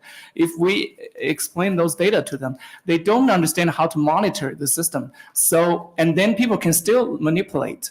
So that's why I think Senator Halloran just talk about that all the parts just made in USA and all the security level in DoD level. Yeah, that's it. So we have to make this country great again, because as a naturalized citizen, because just now when I heard that gentleman, the veteran, even he's an inborn U.S. citizen and couldn't, the DMV couldn't testify he's a veteran. I was weeping at that time. How could this country become like this? So I just encourage you, because in Micah 8:6, what God require of you, He already showed, oh man, the goodness. Just do justly, love mercy, and walk humbly with your God. So this is one nation under God. We cannot see this nation just drop like this way. So I just encourage all the senators, just act justly, do justly, and then we're going to see the righteousness and justice in this country. Not about any party. It's about this country. Thank you. Okay. Just as a quick reference, when you referred to the handout that you gave us earlier, that was the one here that said the 2022 Miller School Board education results. This is the one that you handed out, right? Yes. Okay, so that's what you're referencing. I just wanted to make sure I had it correct. Okay, let me see if we have any questions. Questions? Thank you, sir, for your testimony. Thank you. Thank you. Okay. Any other opponents to LB 1297? Make sure I don't the right one. Sorry about that earlier. Okay. Welcome back to the Government Committee. Thank you. Amber Parker, AMBER, Parker, PARKER. I'm here in opposition to LB 1297, page 2, and the striking of the word new. Okay, so before you, Colonel Sean Smith had came in and he shared his concerns in addressing the supply chain compromises. So I'm just going to share a little bit of his testimony because many state senators had heard this. So due to the supply chain compromises, this is one of the reasons I'm so concerned about our voting systems, because they are manufactured in whole or part overseas of overseas components by overseas workers with no supply chain security. Everyone who works cybersecurity in the Department of Defense understands that the systems can never be trusted and never be secure. But that's what we are using for our elections. Nebraska, an expert, has already shared with certain state senators in a committee hearing that these systems can never be secure. And here we are getting for another election.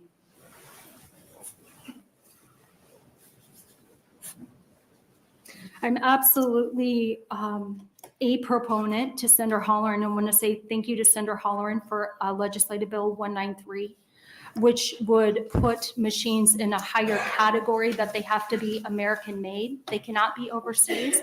And I'm not an expert on this. I refer you to Colonel Sean Smith and reaching out to him. But we really need to take serious these supply chain compromises. There is no way that I trust our government in the present that we can't even get a cast vote record or a source code, even in the election that the Secretary of State ran in himself, to be trusted to hire a hacker that says they're working upon our behalf. I mean, one to stop the hacking. I don't trust that. That's too much trust in the government. If we refer back to hand counting ballots at the precinct level under video surveillance, what will this do? You don't have to hire more money on the taxpayer dollars for someone to fight against hacking.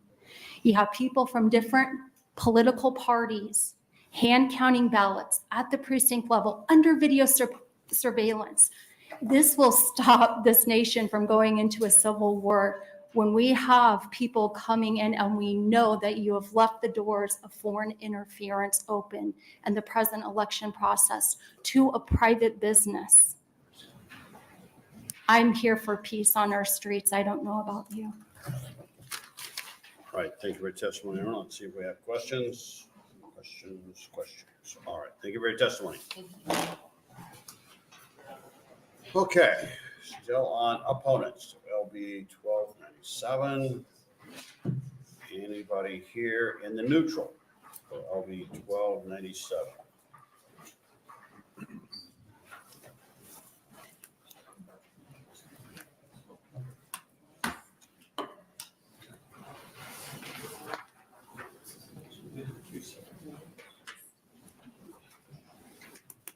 Welcome to the Government Committee.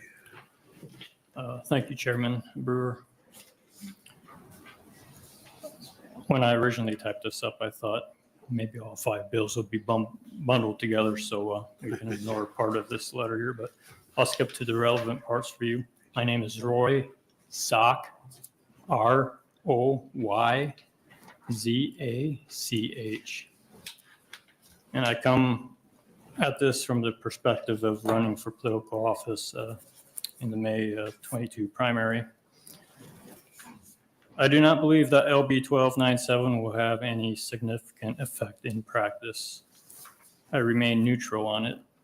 However, I am compelled to strongly state that as long as electronic devices are utilized within our elections, that there will be a significant danger of hacking, manipulations, and attacks. Even human error in regards to electronic election machines can have a significant impact. Please note the letter I wrote to government officials after the May 2022 primary election in Nebraska. Thank you. Initially, I believed the election was hacked. Eventually, an explanation came from the state election office that mock election data from a test run was not cleared out of the system, and the errant results were sent to the state election office early on the primary election night. And the reason I noticed that is I was watching the election results that night from the Secretary of State's website. At one point, my vote total went down in one of the precincts in Platte County.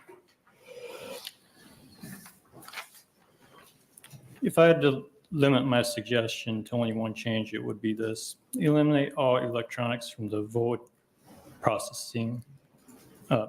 process on election day, inclusive of all computer hardware and software, scanners, flash drives, and all digital communications. This move will remove any ability of both foreign and domestic actors in influencing our elections. It will also prevent the potential influence of artificial intelligence systems in our elections. It is conceivable that rogue actors, whether foreign or domestic, could develop AI systems to corrupt any and all elections that utilize modern digital technologies. Possible entities that would develop AI systems to our elections may include any or all the following: governments, militaries, transnational corporations, terrorists, or elitists. I see my light's red, so I'll stop there. Thank you. Well, thanks for watching the light. Appreciate that. So you're from Stanton, Nebraska. Yes. Roy, you have seems to be a very good working knowledge of computers and all. Is that a fair assessment? To a certain degree. Mainly, I guess what I understand about it is I try to track technology in relation to things as it relates to, say, election systems or, say, like vaccines, mRNA technology and stuff like that. So you referenced the last election. Yes. And also referenced the fact that the system had kept some data from a test run. And because that wasn't clear, that data was then inputted as real-time data. They were able to identify that that happened and then pull that data back out. Is that? Yes, essentially, that's a fair observation of what happened. So to test the scanning machine equipment, the vote counting equipment, they run 3 trials, or they're supposed to run 3 trials. What Wayne Benna from the state election office told me what happened is the county clerk apparently ran 2 runs, but forgot to clear out the data from the second test run. And that data was reported to the state and was showing up on their website on the election night. Okay. Thank you for explaining that. Let's see if we don't have some questions. Roy? All right. Thank you for your testimony. All right, so we're still on neutral testimony on LB 1297. Neutral. Seeing none. Do we have Senator Lippincott handy? There he is. All right, I got some stuff to read in here before we close. LB 1297 had 12 proponents, 12 opponents, nicely balanced, and 0 in the neutral capacity. Senator Lippincott. Just very briefly, first off, I appreciate the comments from the folks. I have great respect for Stephen and Connie, opponents on this bill, and of course for Seth, who brought this bill to my attention.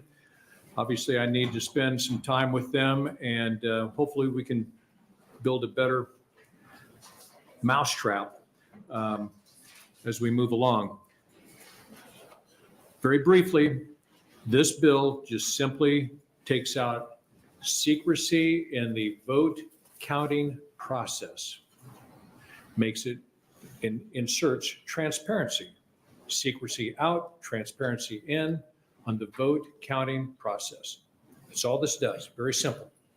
We have to stay within the confines of our Constitution, and this bill helps that.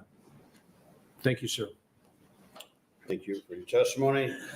Senator Lowe. Thank you. We got an amendment.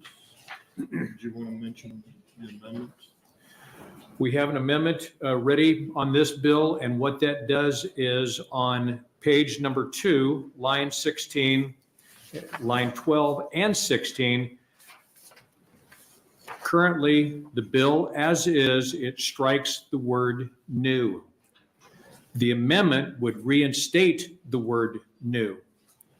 As it is, without the amendment, it would give the Secretary of State more authority. If we insert the amendment, it would give the Secretary of State less authority. So that would be up to the committee to attach that amendment, which is there for your review. All right, additional questions? I gotta tell you, I was a little surprised with some of the folks that came up in opposition to your bill, because even though it's not a be-all, end-all, it's a building block to try and get language better. So, I think that was your intent, if I understand it correctly, to try and just again, we're knocking rough edges off where you think it would help. Yes, sir. In conversation with the Secretary of State, he said something that was kind of interesting, which actually dovetails right into what you said. He says that a lot of times with these voting bills, what we do is we're chipping away at the process. And the Secretary of State, he says, if you want it to be all paper ballots and all hand counting, just say so and just do it. Have a bill that would do that.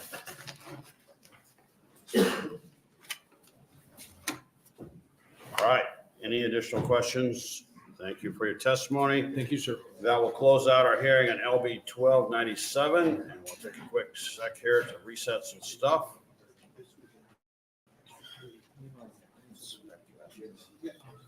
Let's see, we need to go to Hansen 1211 next. Is that right? Hansen 1211 next. And that's the one we also have the, is it ADA?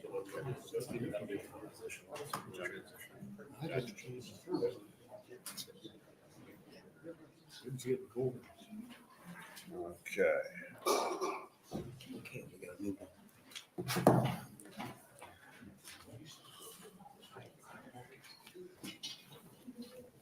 Senator Hansen, welcome to the Government Committee. Thank you. Sounds like you guys are having fun already. I can see the excitement. Yeah, we're ready for you. All right. Good afternoon, Chairman Brewer and members of the Government, Military, and Veterans Affairs Committee. My name is Ben Hansen. That's BenHansen, and I represent Legislative District 16. Keeping in line with the election theme today, I'm here to discuss my bill, LB 1211.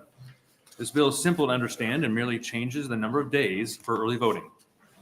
With the exception of votes being submitted by mail from those who are out of the country, ballots for early voting by mail are currently required to be ready for delivery at least 35 days prior to the election. The state also allows 30 days for early in-person voting as a way to accommodate individuals who anticipate being absent from the local county or election day.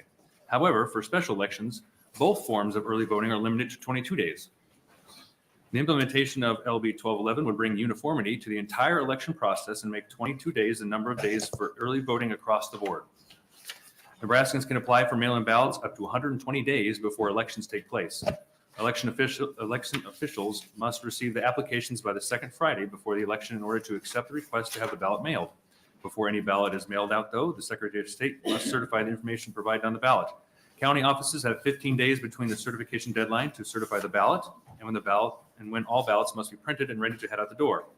Something that can throw a wrench in this process is the fact that state statute allows ballot corrections to be made until the 35th day prior to an election. So currently, corrections can be made the same day the ballots are to be sent out. This is certainly a time crunch for county election offices to finalize ballot printing. Moving the early voting window to 22 days allows for our county election officials to proofread the ballots, gives printers more time to deliver ballots, and makes the administration of adding corrections more attainable. With 22 days, voters will have ample time to research and fill out the ballot in an informed manner. My thought is to eliminate the amount of time for ballots to lay around on counters with paperwork or get lost in the business of life. It is essentially a move to protect the importance of our constituents' votes. The last presidential election found a huge increase in voter participation. A record 159 million voters cast ballots in the 2020 general election. The U.S. Postal Service reported that they were able to efficiently handle the surge and delivered 135 million ballots on time. They impressively delivered 99.89% of ballots to voters within 7 days, and then returned 97.9% of ballots from voters back to election officials within 3 days. On average, voters received their ballots in 2.1 days, and once ballots were put in the mailbox to return to election officials, it only took an average of 1.6 days for them to be returned. I know mail seems to be taking longer than usual, but during the election months, the Postal Service has implemented procedures to ensure timely deliveries of ballots. If they continue the trend, ballots would be in routine between 4 to 10 days. This gives voters up to 17 days to fill out their ballots. Nebraska, like 30 other states, require the ballots to be returned by election day. I believe 22 days is a reasonable amount of time and definitely not unusual, as 13 other states also complete the mail-in ballot process in under 30 days. Giving the opportunity for in-person voting for 22 days isn't unusual. While early in-person voting periods range in length from 3 to 46 days across the state, the average is 20 days. Our neighboring states like Kansas and Iowa being two that allow 20 days of early in-person voting. Iowa went from 40 days to 29 days in 2018, and then in 2021, they reduced the number of days from 29 to 20. In fact, the turnout for November 2022 general election in Iowa after the amount of time that was reduced to 20 days brought the second highest turnout in state history for a midterm. More than 1.2 million Iowans voted. An all-time high for an Iowa midterm election was 1.3 set in 2018. As for the election officials, they already have a system in place for 22 days. 27 days, 27 states, including Nebraska, allows for the processing of ballots to begin before election day. Processing refers to when the voter's information on the outside envelope is verified, the ballot is removed from the envelope, the ballot is flattened, and the ballots are placed in a sealed container for counting. I want to clarify that processing does not mean counting and releasing the results. Nebraska can start processing ballots the second Friday before Election Day. LB 1211 does not change this. Election officials will have the same amount of time to process ballots before Election Day. As for counting the ballots, 34 states don't allow the ballots to be counted until Election Day, but Nebraska starts counting the day before Election Day. While state statute explicitly prohibits the release of results before polls close, LB 1211 will not change the timeline for counting ballots, and election officials will continue with their current schedule. I have worked with the Secretary of State, Bob Evans. As you can see, he has given us support for LB 1211. As the state's chief election official, he understands the details of the election system and what policy would best serve Nebraskans. A number is set. 22 days is a step towards efficiently assessing the role of the election officials, guarantees the right to vote, and maintains the request by Nebraskans to be able to vote early. I appreciate your consideration today. LB 1211 is a response to countless individuals across the state of Nebraska who desire a more streamlined approach to our elections. LB 1211 does this while protecting the value and worth of each and every vote. With that, thank you for your time, and I'll be open to any questions you may have. All right, thank you, Senator Hansen. Let's see if we have any questions for you. Questions? All right, you'll stick around for close? Yes. All right, thank you. All right, we will start with proponents to LB 1211.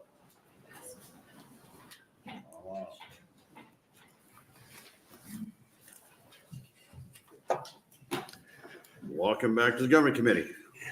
Yes, sir. Stephen Jessen, STEVENJESSEN. And this is kind of a no-brainer as far as I'm concerned. You don't need a lot of discussion. I support this legislation. Anything to help tighten up our elections is should be well received. All right, thank you. Questions, Stephen? All right, you're good. All right, additional proponents. Those in support of LB 1211.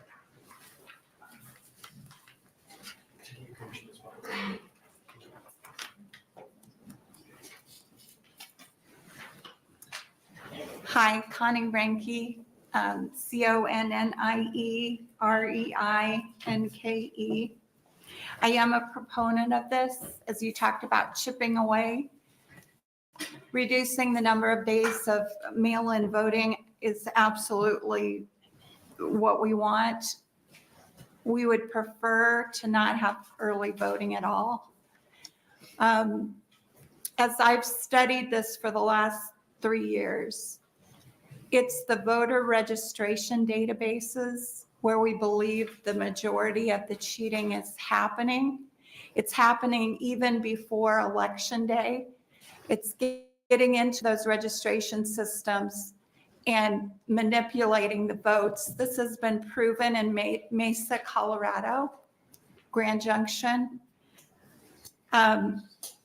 So the way we believe that this is occurring based on the audits in all of these different states is that additional people that are registered but do not usually vote, votes are inserted for them or mailed out through the mail system. One of the things related to early voting and why we would prefer it's completely removed is because of what I talked about earlier. In Dallas, the vote scanning wand that they use to mark and let you know on the website that your vote is in, that is helping indicate to these cheaters, that the vote is in for so many Republicans, so many Democrats. It's in advance. The farther in advance that they're alerted to what they need, they're able to interject ballots for that. And the handout I passed or I gave out, it actually is one of our ballots. And if you look at it, you see the name of the person on the ballot envelope, the scan code, and it says whether you're a Democrat or Republican. So our votes are not secret. Going through the mail, they're not secret. Thank you. All right, thank you, Connie. Let's see if we have questions. Questions? All right, thank you for your testimony. You're welcome. We are still on 1211, proponents.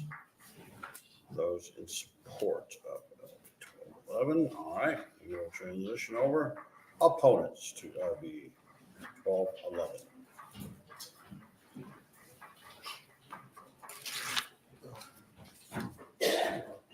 Welcome back to Government Committee. Thank you, Colonel Kilimanjaro, members of the committee. I would like to mention the fact that here, adding to the string of, I would like extra time. And if not, I'll pay the consequences until the state puts his hand on my shoulder. You need to spell your name here. Oh, I'm sorry. My name is Josephine Reynolds, JOSEPHINE LITWINOWICZ. And so, I wish we could get in little groups and throw stones. I'm serious. But the early voting, if there's a problem, you got to fix the problem and not shorten the time. I mean, I know that I've gotten ballots, and I'm kind of forgetful, and I put it off quite a while, and then I had to show up in person in the snow. Anyway, look at a lot of snow. So I don't know. I just I don't know the motivation, because if there's a way to cheat at it, I mean, like I said, we can't put a man on the moon anymore, but we should be able to do this. That's all. And so I'm not going to gratuitously use their time. Thank you so much. Okay, thank you. Let's see if any questions. Questions. All right, thank you for your testimony. We'll reset the chair.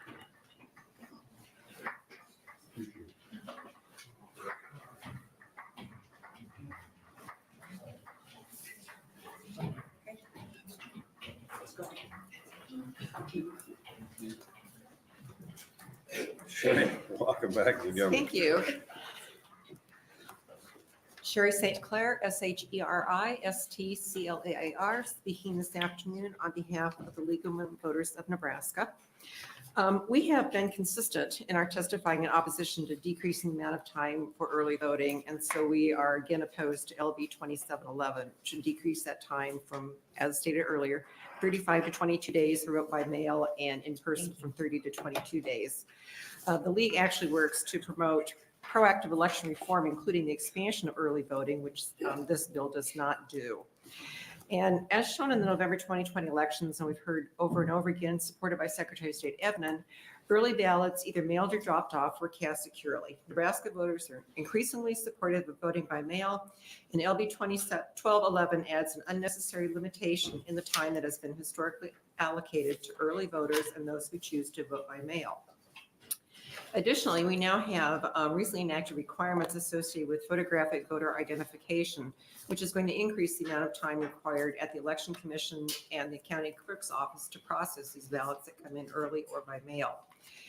The League of Women Voters works to remove barriers to voting and is therefore opposed to the shortening of timelines for early voting and do not wish to see LB 27 advance.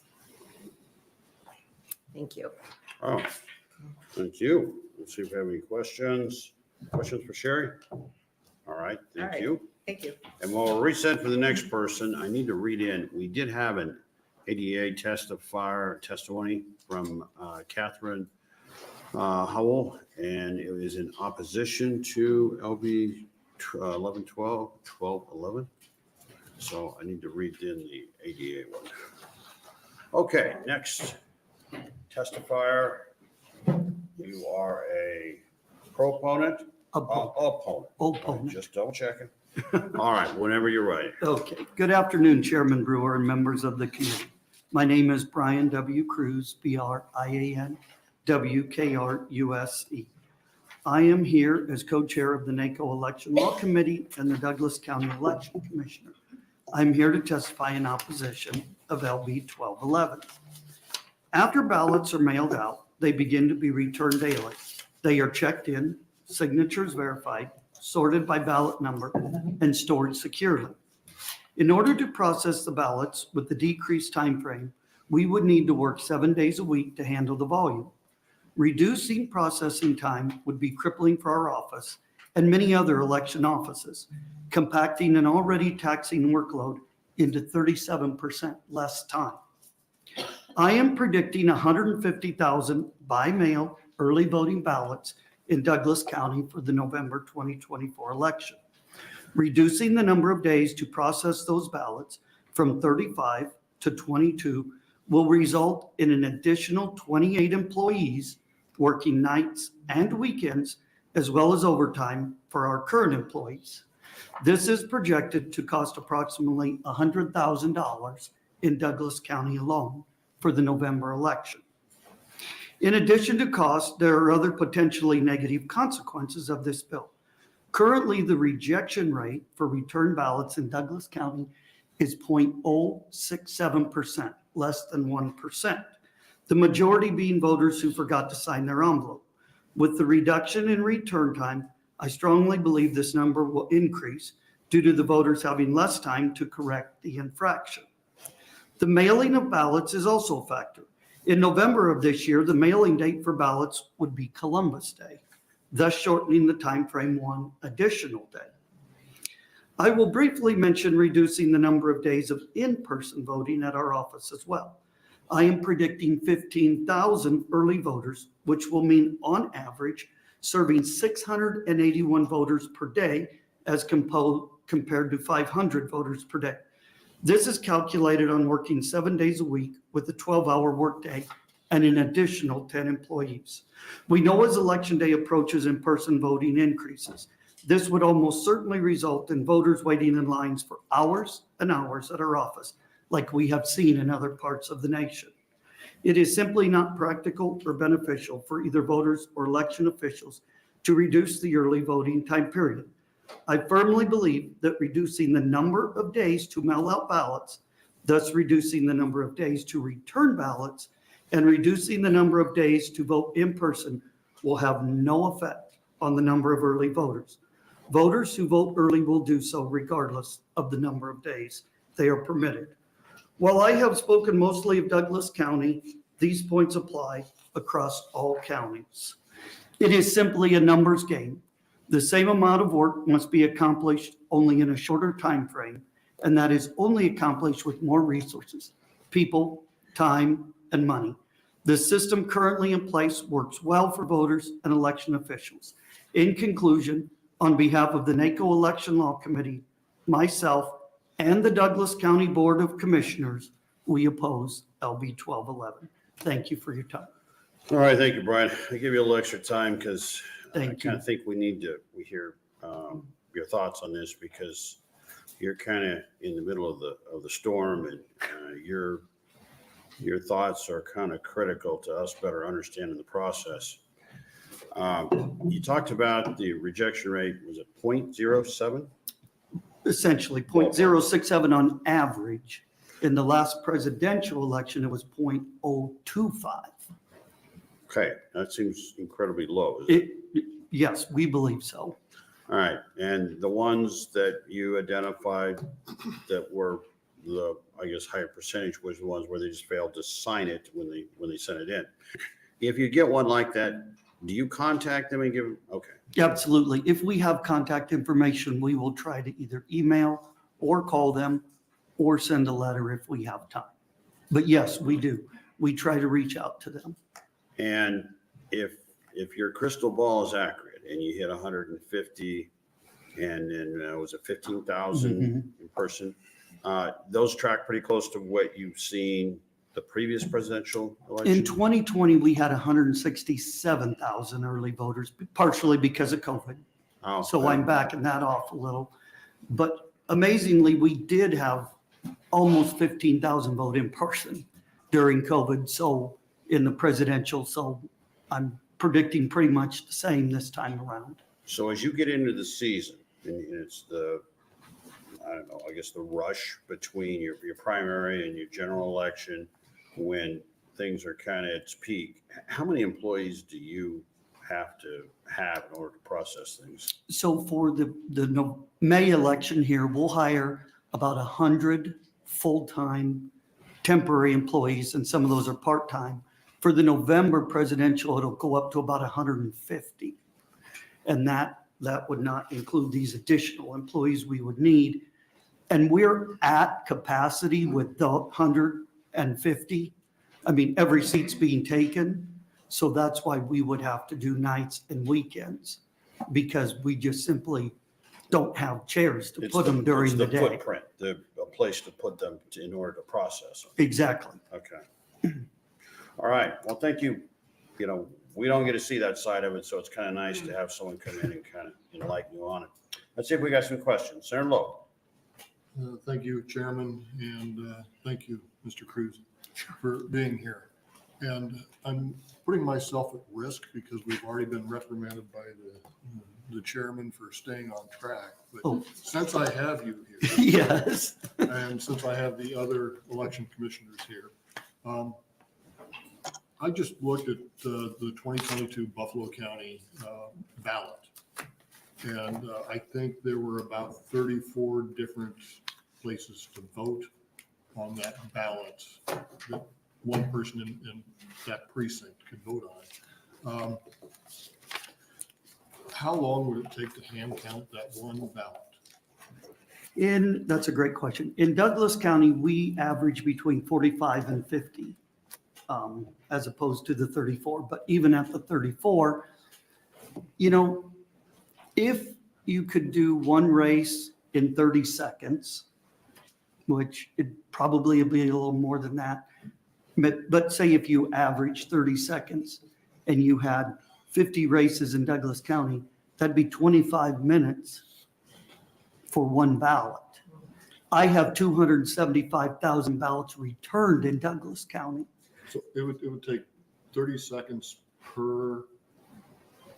So if they're voting for you, say, and then one person's reading your name and one person's checking it off. I'm just saying 30 seconds. So you read John Lowe, I mark it off, and then you go back.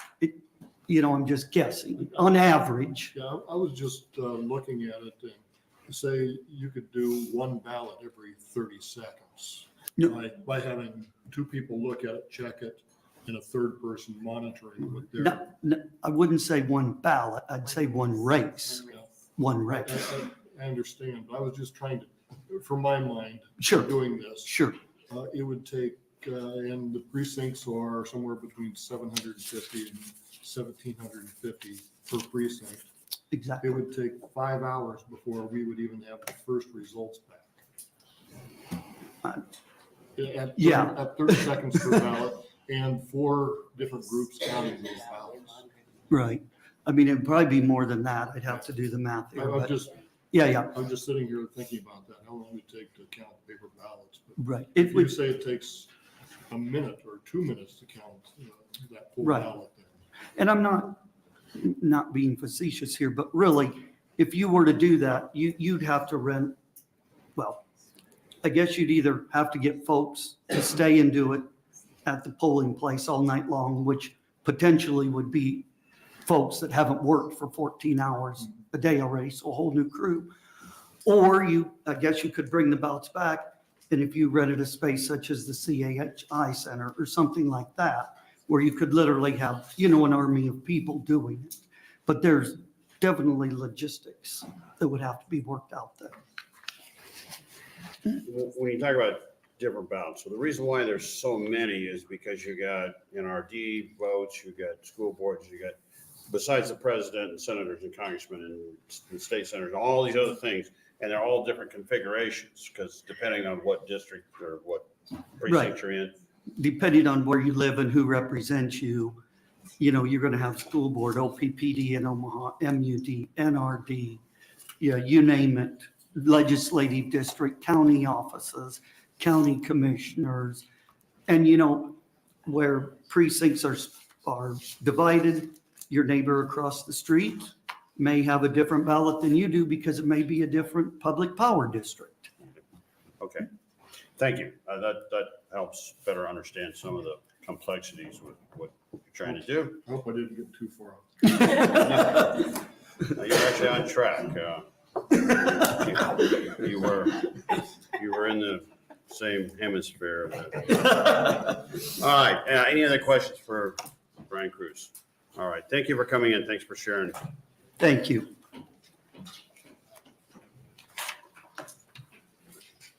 All right, welcome to the Government Committee.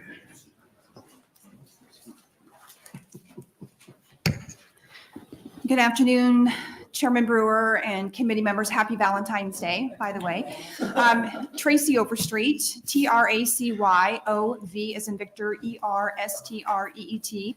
I am the election commissioner in Hall County, and I'm also a member of the election law committee for the Nebraska Association of County Clerks, Register of Deeds, and election officials. I'm handing out some letters from some of my colleagues as well as my testimony. I'm not going to read my testimony in the interest of time. I want to hit the highlights here of the main points. My major concern with 1211 is that we have mail delivery delays and problems in central Nebraska. What used to be 1 or 2 days to get ballots across our community now is 3 to 4 days, 5 to 7, even 10 days. This is a problem that is so evident. Congressman Smith recently wrote a letter to the Postmaster General about the problems in the 3rd District, actually earlier this month. The Congressman's letter is in your packet. Another concern that I have is what Brian Cruz also addressed, this compressed time frame of getting the volume of work accomplished. Under state law, we cannot mail out ballots within 11 days of an election. Under this proposal, that would leave 12 days for us to process every request and to get it out. And when I talk about processing, that's just sending it out. Keep in mind that any mailed ballots or even walk-in ballots that we have, we're going to be handling those 3 times before we even get to counting them. We're issuing them, we're bringing them back and doing verification, and then we have to open them and prepare. So this compressed time frame is a concern. You have a letter from the Nuckolls County Clerk concerned about the compressed time frame and also her workload because she's also the county clerk in the Register of Deeds. There's also a letter from Knox County. It's a by mail county. This will shorten the amount of time that people can come in and do in-person voting if they're not going to be there during by mail. The emergency clause is a huge concern.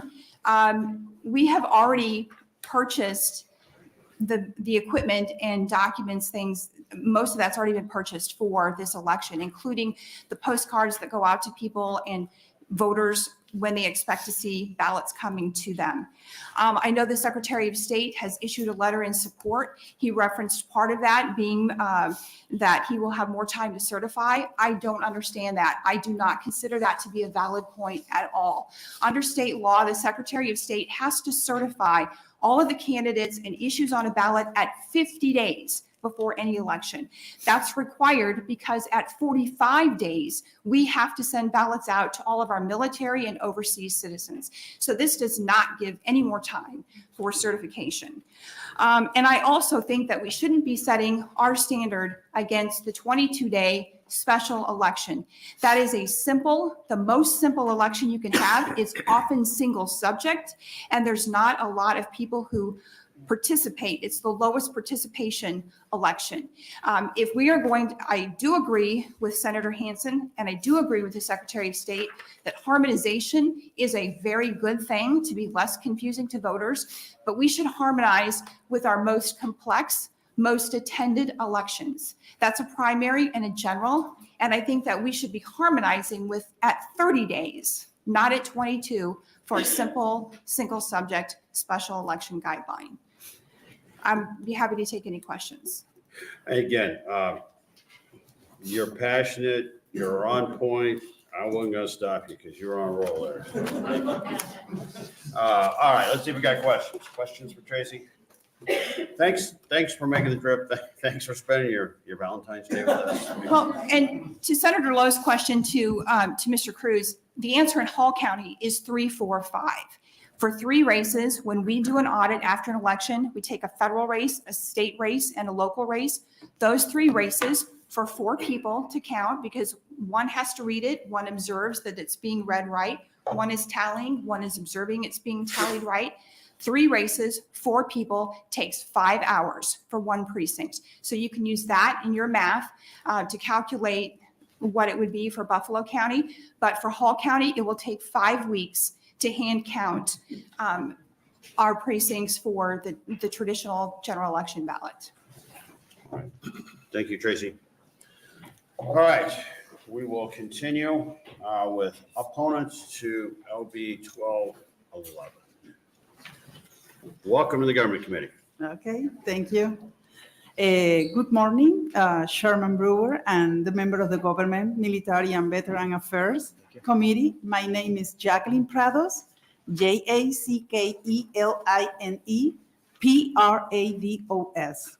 And I'm here, and I'm the senior organizer from Harlem Walker Center, working mostly on GOTV. And I'm living in District 5 in South Omaha, a place historically founded by immigrants. The Harlem Walker Center mission is to develop an organized leader, promote worker rights, and foster a culture of civic engagement in order to build power and create change with immigrant and underrepresented communities. In addition, I have over 7 years of experience serving as a poll worker in local, state, and federal elections. As part of the underrepresented community, for this reason, I am here in a strong opposition of LB 1211. I feel that shortening the early voting period would put another barrier to the fundamental rights of citizens to vote.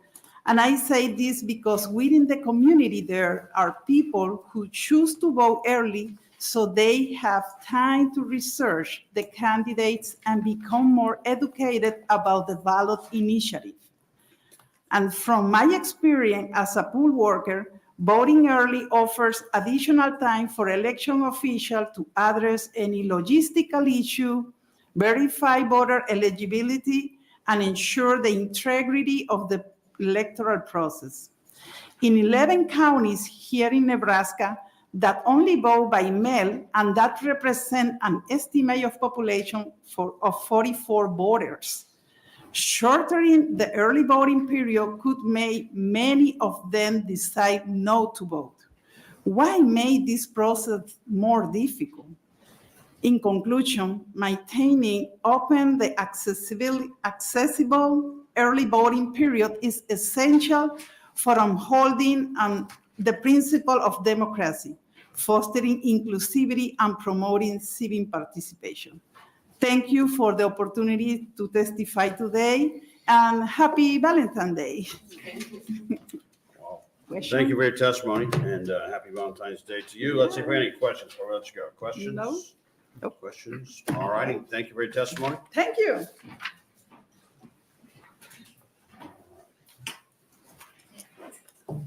Welcome to the Government Committee. Thank you. Good afternoon. I'm members of the Government Committee. My name is Sherry Schweitzer. That's SHERRY-SCHWEITZER. I'm the other co-chair of the County Clerk's Legislative Committee with Brian, and also the Seward County Clerk. I've been in the office over 45 years, okay? And 25 years as the county clerk. So I've been involved in a lot of elections. Tracy did a great job of telling you a lot of things about us, but a few things I do want to just hit on is that there are a lot of deadlines. The clerks and the election commissioners deal with a lot of deadlines. A 42-day notice to be published in the paper. How many days before somebody has to file for election, things like that. But not only do we have to adhere to state law, we have to deal with federal law. That's where she said it's the UOCAVA ballots that go out. That stands for Uniformed and Overseas Citizens Absentee Voters Act. We must adhere to that. If we do not, the U.S. Department of Justice will and has penalized a county that did not meet that deadline. So we already have to have ballots on that 45 days. So changing it to 22 days is not going to help us any at all. We already have to have them ready for that UOCAVA deadline. This summer, I did have 2 special elections, ones that were by mail only, and those ballots did go out on the 22nd day according to law. But we all know the mail system is not great anymore. And I had some ballots that went out, and because they did not get them in time, they weren't able to send them back. They had to deliver them back up to my office in order for them to be counted. So and remember, those special elections are for one thing, a ballot, maybe a bond issue. In my instance, one was a keynote. When those people got their ballots, they already had decided probably yes or no how they were going to vote, okay? But remember, Senator Lowe, you asked about how many issues. On my last election in 2022, I had 43 different races. And Senator Brewer, you talk about the different districts and everything. Well, the school districts are really odd. I have one precinct that has 15 different splits. That means I can have 15 different types of ballots in one precinct. In the primary, you talk about 15 primary Republican, 15 Democrat, 15 Libertarian, 15 marijuana now, and 15 nonpartisans. That is a whole lot of different ballots for them to count, okay? So just bringing that to your attention. So less time, though, for the voter to cast their ballot is only telling voters that Nebraska is now making it harder for them to vote. You know, they have less time. When you have 43 races or issues, you want time to be able to concentrate and investigate your decision. Thank you. All right, thank you. I'm glad you brought up the Uniform and Overseas Citizens Absentee Voter Act. That's a federal act.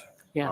It is what guided us overseas when we wanted, well, stateside or overseas, when you want to vote.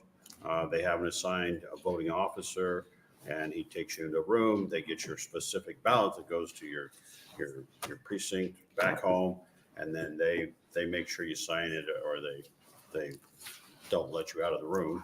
So they make sure that what gets back to you hopefully is a pretty good product. But that was a federal program, and they were very strict to make sure that we got it right. So, Absolutely. And remember, it's not only for military, it's for anybody overseas.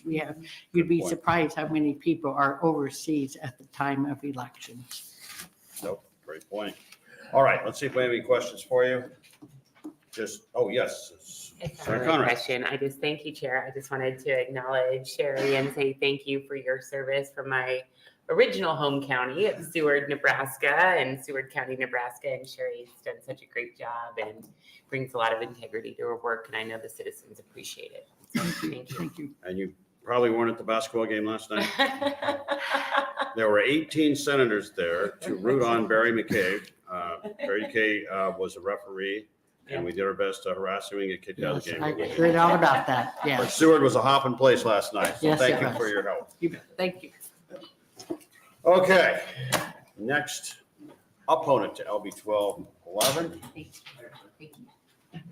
I'll be so quick. Good afternoon. My name is Spike Eichholt, S-P-I-K-E. Last name is spelled E-I-C-K-H-O-L-T. I'm appearing on behalf of the ACLU Nebraska as their registered lobbyist in opposition to LB 1211.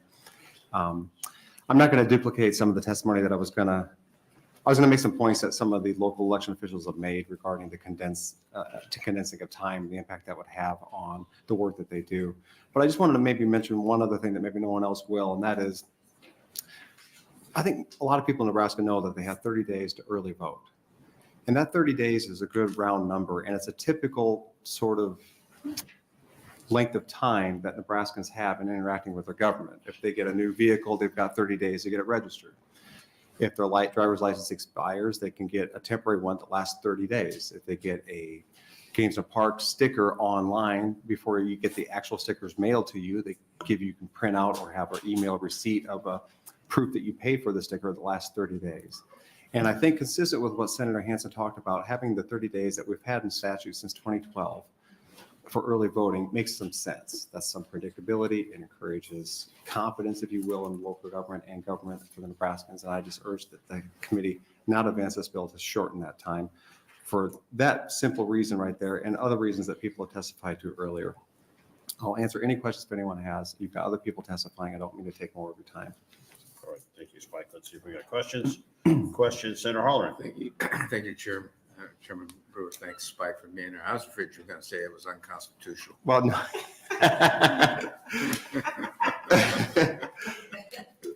That's okay. That wasn't the first argument that I had. Okay. I apologize for his harassment. Well, I'm used to it. All right, any other questions for Mike? All right, thanks for hanging in and coming by.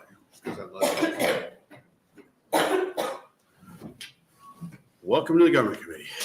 Good afternoon, Chairman Brewer and members of the committee. My name is Amy Nelson, AMYNELSON. I'm representing the NACO Clerks, Registered Deeds and Election Commissioners, as well as the Fillmore County Clerk, Registered Deeds and Election Commissioner. I'm here to testify in opposition of LB 1211. Fillmore County is one of the smaller counties. We have 3,909 registered voters. Since I took office 18 years ago, I've always said that I want to continue to allow voters to have every right to vote in whatever manner they choose. As others have stated, reducing the number of days to mail out ballots from 35 days to 22 days takes away from the voters having enough time to receive their ballots and get them returned due to postal system delays. We've had several ballots returned after Election Day, some of them being postmarked many days ahead of the election. I do not believe shortening this time frame will reduce the number of early voters. During the 2020 primary election, we mailed out 1,754 early ballots, with 961 mailing them back. In the general election of 2020, we mailed out 1,460 ballots, and 995 early ballots were returned. 670 were mailed back. In the primary of 22, we mailed out 995 ballots and 376 of them were returned. In the general of 2022, 1,011 ballots were mailed out, with 393 being returned. As you can see, the trend has been voters are choosing alternate routes rather than mailing them back. I do not believe shortening the time frame to 22 days gives the election office enough time to get the ballots mailed out and the voters ensuring that they have time to get them mailed back by Election Day. While we are smaller counties, we have 3 full-time staff and 1 part-time, are expected to process all the requests, have them processed and mailed out in a reasonable amount of time while completing all of our other tasks. The number of days shortened does not only take away from the time the voter has, but it takes away from the time from the staff being able to prepare them to be mailed out. As an election commissioner, I try to make sure that all voters have the opportunity to correct their mistakes on either their requests or their ballots turned in. Our office takes the time to call each voter, letting them know that there is an error and how they can get it corrected. Of course, this takes time to do that. All of that being completed before we can accept their ballots. In closing, I feel that the current law allowing election officials 35 days to mail out the ballots ensures the voters have adequate time to receive, vote, and return their ballots. I urge you not to advance this bill to general file. Thank you. All right, thank you, Amy. Let's see if we got questions for Amy. All right, again, thanks for spending your Valentine's Day with us. Okay. Welcome to the Government Committee. Thank you. Good afternoon, Chairperson Brewer and committee members. My name is Ruby Mendez, spelled RUBY-MENDEZ. I work as a community organizer at Nebraska Appleseed with our Immigrants and Communities program. Nebraska Appleseed is a nonprofit, nonpartisan organization dedicated to justice and opportunity for all Nebraskans. Today, we are here to testify in opposition of LB 1211. Nebraska has a long-standing tradition of free and fair elections. At their best, elections promote participation and ensure that every Nebraskan's voice is heard. LB 1211 is a contrary to this tradition because it shortens early voting timeframes, which will make it harder for Nebraskans with busy family and work lives to be able to vote. Through our nonpartisan voter work, with communities across the state, I have seen firsthand the significant value that longer rather than shorter time periods have on community members' ability to vote. Many Nebraskans have numerous family, professional, and civic responsibilities. Many also have inflexible work schedules. Our current early voting time period is really important and a practical tool for supporting and increasing Nebraskans' voter participation. Under current law, early voting ballots must be ready for delivery more than a month prior to any statewide primary or general election. This bill will far reduce the amount of time for both early in-person voting and voting by mail. Shortening the period of ballot access for mail-in voting also has serious race equity implications. The Brennan Center for Justice, for example, found that Black, Latino, Asian, and Asian voters tend to have their early voting ballots rejected more frequently than white voters. LB 1211 would limit community members' ability to take corrective action if their ballots are rejected. In light of these concerns, we urge this committee to oppose LB 1211 and ensure that full early voting timeframes in the future for healthy democracy. Thank you for your time. All right, thank you for testimony. So, we have any questions for you? Questions? All right. Thank you you. for coming in. All right, still on opponents. Welcome to the Government Committee. Hi, happy Valentine's Day, Senators. And my name is Peng Xiao, Pengxiao. I oppose LB 1211, and not because I want to keep the voting, the early ballot voting, but I just against early ballot voting. And just allow, I think we just allow that the truly oversee military and also the real disabled people to have the early ballots, including mail-in ballots. Because, I was a poll watcher in 2022. And then during the poll watching training, and I asked the trainer, and is there any way to monitor the early ballots and including the mail-in ballots? And then he told me no. So the whole procedure is not transparent at all. And just now, also the testifier just mentioned that the early ballots can be delayed and the mail-in ballots can be delayed because of the mailing system. So because the whole system just has multiple people just processing, so that caused a lot of potential for fraud. So if you watch the movie 2000 Mills and then the early ballot, then the dropping the ballot box, you can see that people are just in the mills just do the ballot harvesting, and also in that because I'm doing computer science and coding, and when I saw those ballots, that curve, have you heard of PID cruise control, that technology? And then if you feeding the early ballots, can be a feeding data, and then to do the fraudulent, and then just like a cruise, when you just cruise, and then it's not follow that the formula you preset, and then they can use the fraudulent data from the mail-in ballots, and then to do that through the machine. So I strongly against early ballots and including mail-in ballots at all. And for the hand counting, because currently I'm receiving hand counting, I'm also training Douglas County hand counting. So everyone, we have 4 people and 2 parties in this side and cross, and then same side. Party cross like this way, and then 2 people just read, and then 2 people just dab, tapping. So it's very fast. I think one ballot, even now we're not very familiar, but still can finish one ballot within less than 1 minute. So the goal is like 30 seconds finish one ballot. So that's and then 4 people can finish in each precinct. Like my precinct has the largest voter in 2022, and it's around the 350. So 4 people can finish 350 ballots within 2 to 3 hours. So I just testify that's very simple. And then I also encourage all the senators to attend tomorrow's. We're going to have the hand count demo, and then you can see how efficient it's. So why not just make the thing simpler? Why just using the mail-in ballots and those things? So I just testify against this. Okay, thank you for your testimony. I'm just double checking. Okay, so LB 1211 reduces the amount of time that you have to send in your ballot, and you're opposed to LB 1211. Is that correct? Yes. Okay, just double checking. All right, questions? All right, thank you for your testimony.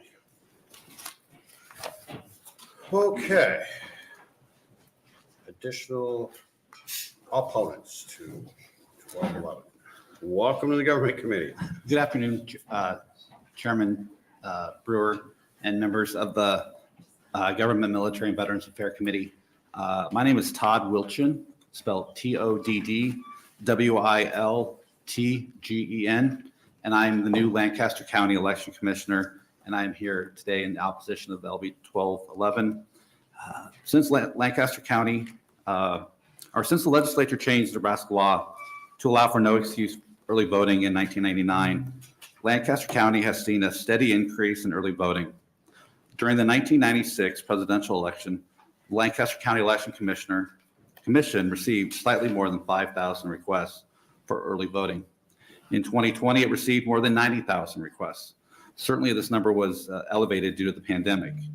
For this presidential election cycle, I anticipate that we will issue more than 55,000 early voting ballots for the primary election and 82,000 early vote ballots for the general election in November. Reducing the number of days the voters may vote by mail from 35 to 22 or in person in the election office from 30 to 22 will not reduce the demand for early voting. As voting trends shifted and more voters in Lancaster County decided to vote early, the Lancaster County Election Commission designed systems to accommodate early voting while also preparing for Election Day. This is done Monday through Friday from 8 a.m. to 4:30 p.m.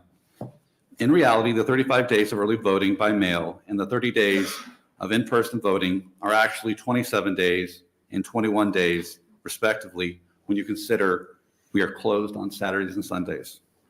Should LB 1211 be enacted, it would reduce the number of days for both types of voting to just 16, factoring weekends. In addition to further complicating the distribution and collection of ballots by mail, it would also increase wait times, increasing lines for those persons wanting to vote in person at the Election Commission office. The unintended consequence of compressing the number of voting days would be a drastic increase in the administrative costs necessary to prepare early vote ballots for counting. As a result, I would need to make significant adjustments to my office's work schedule to offset this disruption. This would include extending daily office hours while also working on Saturdays and possibly Sundays. The additional staffing costs would be substantial. I estimate that the financial impact for Lancaster County would be $26,000 for the primary election and $35,000 for the general election. This includes overtime pay while also hiring and training additional staff to process the same number of early vote ballots in a shorter amount of time. I do not believe the Lancaster County property taxpayers should have to pay the additional cost of early voting without realizing any benefit. I respectfully ask that you not advance LB 1211. All right, thank you, Todd. Let's see if we have questions for Todd. Questions? All right, thank you for your testimony. Thank you. All right, still on opponents.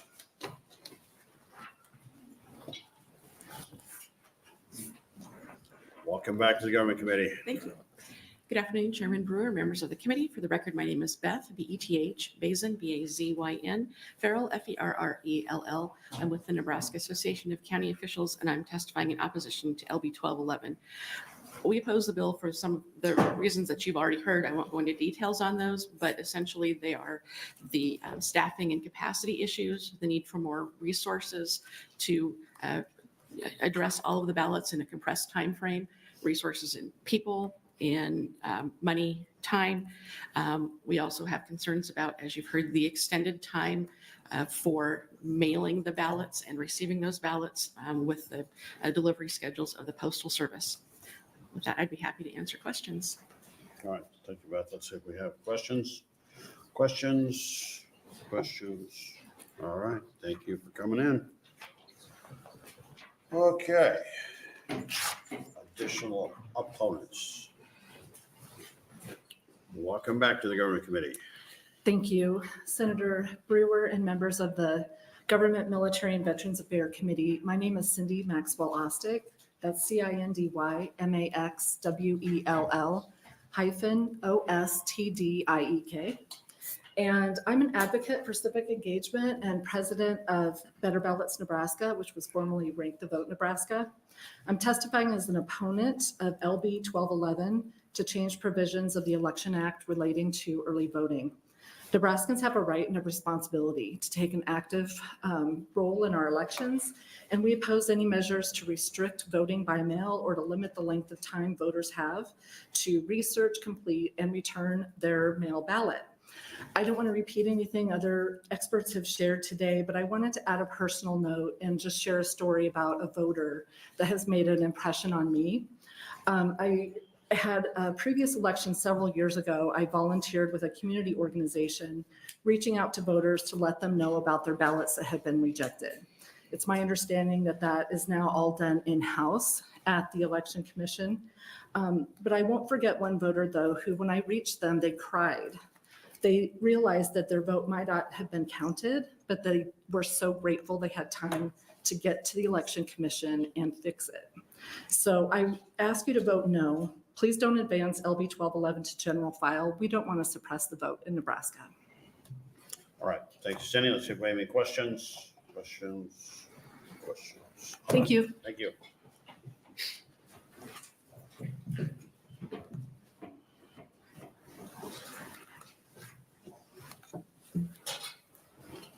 All right, welcome back to the Government Committee. Thank you. Wes Dodge is my name, W-E-S-D-O-D-G-E. I am not going to read what I had written down because I want to respect your time, and I think I can make this a lot shorter. First of all, I'd like to say I love these clerks that are testifying. I think these are amazing people. I love what they're doing. I just really appreciate that when you listen to their testimony, you can tell they care about votes. They care about the fact they're fair. They care about the fact they're efficient.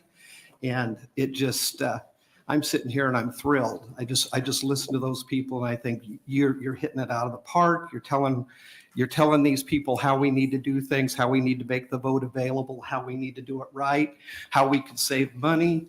The emergency clause in here kind of startles me as well. Why do we have to have this done quickly if for some reason it would go on? Is this designed to limit access to the ballot? And it seems like it could be to some extent. It definitely would if we do shorten it. The value of saving money because of the efficiency and all the overtime and how we're going to have to pack all this into a couple of days is pretty troubling. The resources that have to be expended in a short period of time, that's just not efficient.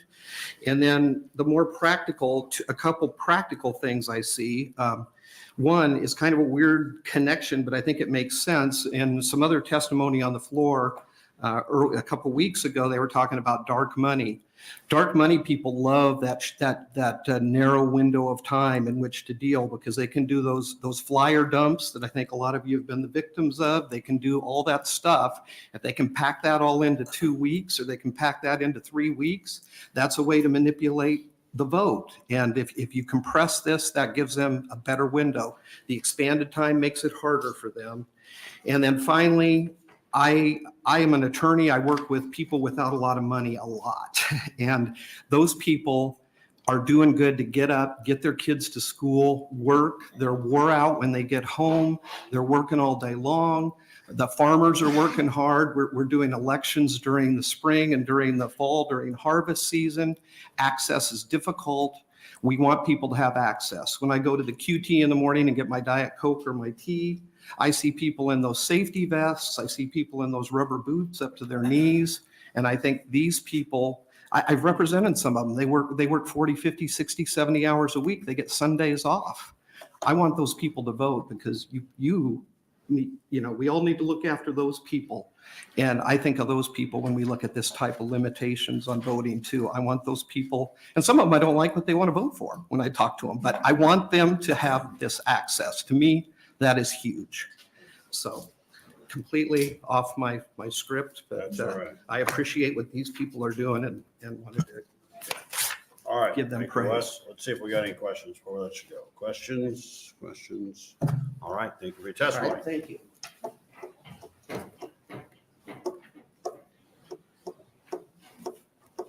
Welcome back to the Government Committee. Thank you. Hi, Chairman Brewer, members of the committee. My name is Arlo Huddle, ARLOHETTLE. I'm the Associate Network Policy Manager at the Nebraska Civic Engagement Table. We work with nonprofits across the state to increase civic and community engagement, and we're here today in opposition to LB 1211. I'm passing out some data here that just kind of shows a broader look at early voting in Nebraska, as well as if you flip it over, a more targeted look at the last midterm election.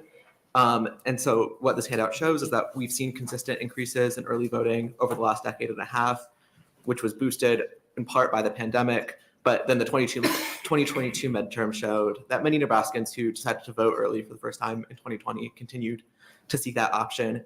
We can't say for sure what early voting trends for 2024 look like, but like Chairman Cruz, I tried my hand at some amateur election modeling. So if you take 2022's early voting percentage of 30.82 and 2020's presidential level turnout of 966,920 voters, we can estimate that around 370,000 voters will cast early ballots in the 2024 election. And we just don't see any reason to change the rules to limit the time that those hundreds of thousands of Nebraskans have to cast their votes. Going to the back and looking at those county demographics, we can see that there are not clear urban-rural divides on early voting. The 5 counties that had the most voters voting early were Harlan, Gage, Wayne, Douglas, and Thayer, spanning most urban county in the state to some that are very distinctly rural. And if we look at partisan data on vote by mail, the most popular form of early voting, we can see that of the mail ballots cast in 2022, half came from registered Republicans, 36% came from registered Democrats, and 15% had an unknown or other party. So we believe that there's no reason for the legislature to reduce the time that Nebraskans have to cast their votes, particularly as increasing numbers of Nebraskans are making the choice to vote before Election Day. We urge the committee to oppose LB 1211. Thank you. All right, thank you, Alvar. For the charts here, so we can kind of see things in the real world. All right, questions? All right, thanks again for your testimony. Okay. Next opponent to LB 1211.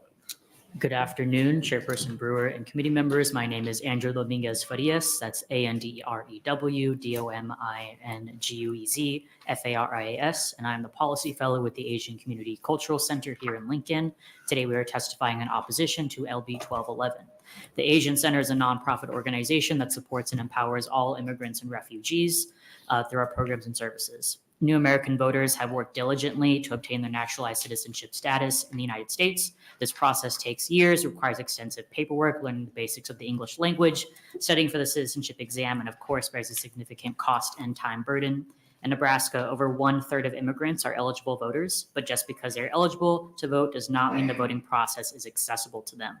Nationally, immigrant voter turnout rates have lagged behind those of people born in the United States. Language inaccessibility, taking time off from work, transportation to the polls, and associated costs are barriers that already exist.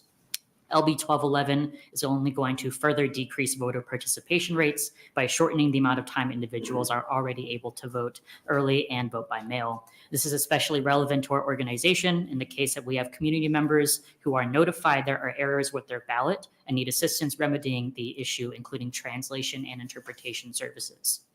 New Americans and Nebraskans have worked hard to exercise their right to vote, and they deserve to feel welcome here, including being given ample time to engage in the democratic process. Therefore, we urge the committee to not advance LB 1211. Thank you. All right, thank you, Andrew. Let's see, we got any questions? Thank you for your testimony. All right, next opponent to 1211.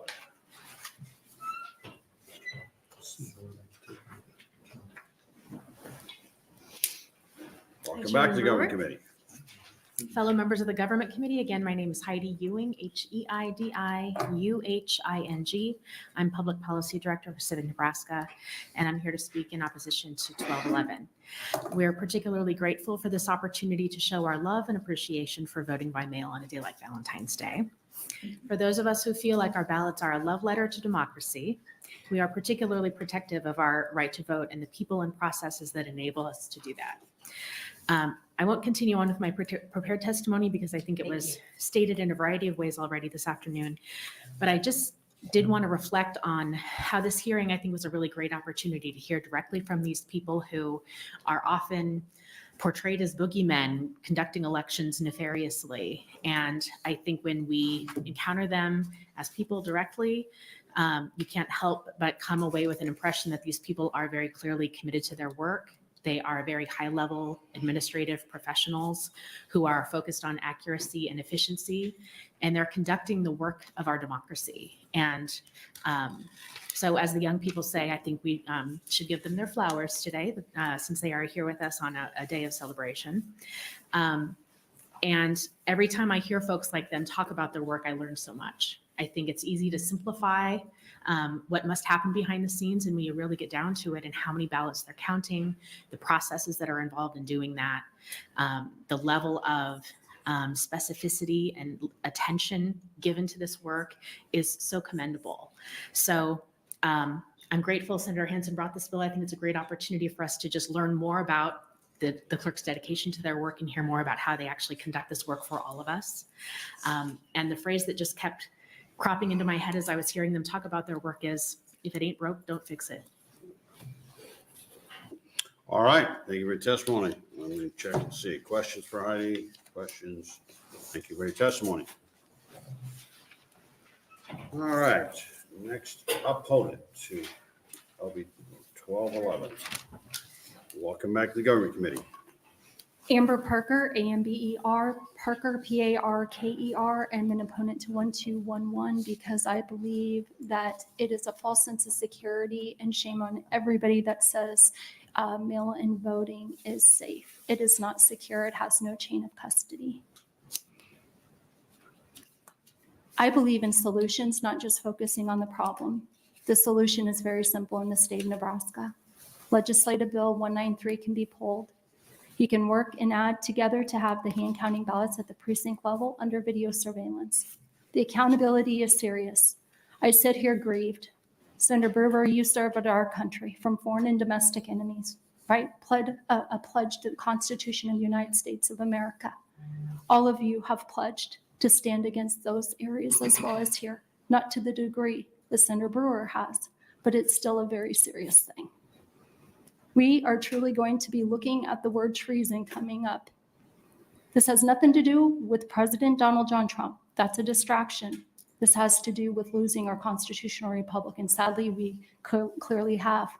To all the county clerks, to all the election commissioners, provide the 2022 cast vote records and source code. Sitting before us, shame on the people to say they're doing a good job. They all should be fired. There have been citizens that have asked for these things. I got a phone call recently in the state of Nebraska. People that no longer live here were getting early ballots out of Douglas County to sign an early registration to vote by mail. There's a problem here. The solution is simple. You can do it in the short legislative session. The speaker has over 20 bills he can pull, priority bills. Each of you have one, and in committees too. Pull 193. Put hand counting ballots at the precinct level under video surveillance. Colonel Sean Smith had warned you Senator Brewer, I believe that would have been a committee that you would have been on as well. Correct me if I'm wrong, sir. This is serious. I don't know in 5 years if you're going to even give us the opportunity to sit here and talk, or are you going to break us up into camps? There are those of you who have sold out to the Communist Chinese Party in the United States of America, and you know who you are. And those listening, and God knows who you are. This country has been beautiful. This is very serious. And it's the mail-in ballots they use to stuff the machines. You continue to keep the open doors for foreign interference and to rob us of liberties and taking away our constitutional republic. But you can change that this year. It's up to you. It's on all of your shoulders. Thank you. Are there any questions? Yeah. Senator Lowe. Thank you, Senator Brewer. Amber, find us 33 votes, and we will. The 33 votes aren't there. You know So what? we can't pass a bill like you would like us to pass. You know what? You have worked, and we don't have time, and we could sit here and give the paper trail. But Senator Danielle Conrad has been supporting bills in years past before she didn't. And there was someone that came here. This is all an act because the same branch of arm and control controls both the Republican Party in the state legislature and the Democrat. They're giving the marching orders. They're giving the marching orders and doing this. That's a cop-out, Senator Law. And you know what? If I was the only one and I was the state senator to do what's right, to stand up for justice, and if it meant a sword in Jesus' name, then I'm willing to die on that hill to be that only vote. If all of you were CCP, if that was the case. And I'm not saying that's the case. God knows. But what I'm saying is I know that's at play. And I know the globalist agenda is running the Nebraska State Legislature. And you guys know it too. My question is, please think about how this affects your families. Think about your votes and what you're doing, because it's bringing persecution to the people. And there are many that are deceived, but their eyes are being opened. And I plead with you, give us back our election process, the transparency. These other bills are like, it would be like going to a doctor's office and putting a Band-Aid on someone who was diagnosed with cancer and saying, here, this will help you. That's exactly what you've been doing. Okay. Any additional questions? All right, thank you. Thank you. All right, additional opponents, LB 1211.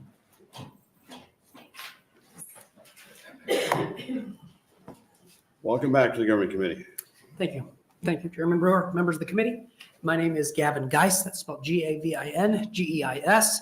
Like those before me, I'm not going to give you everything I've got. I will be brief. I would also point to our elections administrators. They are rock stars, and they've done a great job of explaining their case. I can do no better than they did. I mostly want to come up here to speak for the integrity of our elections. There are clearly those of us who think our elections are broken, beyond repair, and it's all a rigged game, and none of it matters, and we should give up now. But there are so many of us that believe our elections have integrity still, that the administrators in the back of this room are doing their darndest for the people of the state, that our Secretary of State, who I don't disagree with on everything, is doing the darndest for our state. Proponents of limiting early voting have pointed to threats to our election system as reason for restricting that vote. While maintaining our election integrity is an important goal, the early voting period does not pose a threat of abuse. Other Nebraskans' elections have a long history of being safe and secure, and the people of Nebraska are not working to undermine that safety. Every election year, hundreds of thousands vote in person and by mail, many casting their votes early in the weeks leading up to an election day. And through all of those interactions, the instances of fraud are vanishingly slim.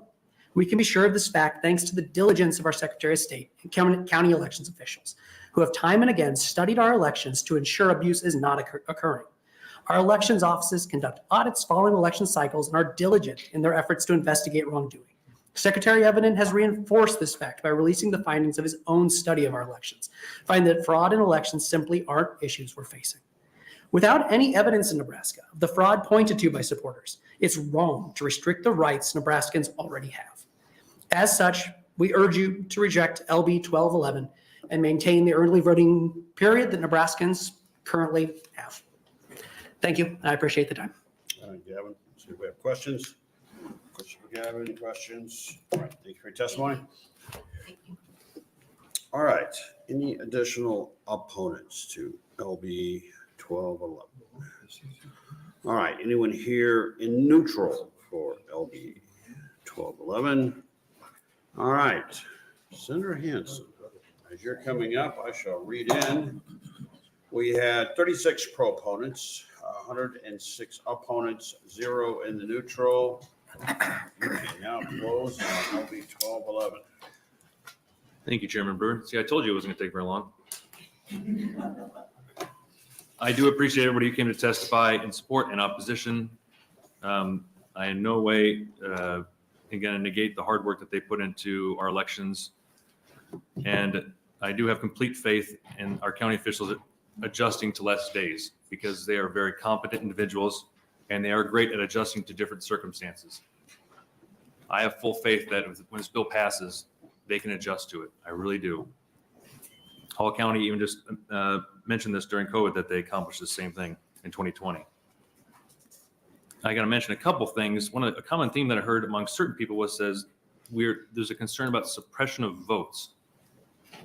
But then the other half of the people said a decrease in the days will not result in less early voting. So if that's the case, you can't have suppression of voters because you would expect less votes coming in if we decrease the amount of days. But they're saying it's going to be the same amount of votes. So in that way, I don't see how there could be a suppression of voters. What I think also another common theme we heard was the post office, a concern about the post office getting ballots out to people in time and vice versa, returning them.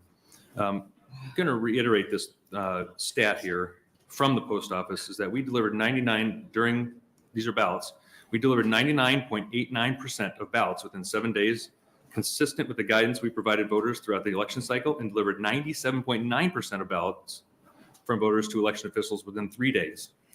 Overall, on average, we delivered ballots to voters in 2.1 days. Most importantly, on average, we delivered ballots from voters to election officials in 1.6 days. That's from the post office itself. I know there might be extraneous circumstances where there might be 4 to 5, 7 days. I think 10 days is a little bit of a stretch. But even then, it's 10 days. On both ends, they still have a day to vote. They receive their ballot, they have a day to fill it out. But on average, if we're talking about 2 days to mail to the voter and 2 days to mail back, that leaves them, what, 18 days to fill out a ballot? I think that's ample time. And I don't know where 35 days even came from. It seems like an arbitrary number. If it's good for 35 days, why don't we increase it to 75? We won't. So who determines what's too much, I think it's up to us. But so far, I think we've heard from states who have lowered it, similar to what we're trying to accomplish. We didn't see them go back. Or they accomplished it. Spike brought up a couple points about 30 days seems to be the norm when it comes to interaction with government, when it comes to car registration, game park stickers, etc. The only difference is your car can't change like an election can in 30 days. In 30 days, between the time you fill out an early ballot and the time of the election, a lot can happen. Donald Trump could go to jail. Something could happen with President Biden, God forbid. But a lot can happen in those 30 days. So the pure accuracy argument of voting early, the longer you go, the less accurate the votes are, in my opinion. If you want to be as accurate as you can with the vote, and the most informed voter, you vote as close to election day as you can. The longer you go, the less informed you are. I think that can become a problem. Todd with Lancaster County mentioned $26,000 it would cost him out of a total budget of what? If it's $1 million, a budget for election cycle, $26,000 doesn't seem like a whole lot.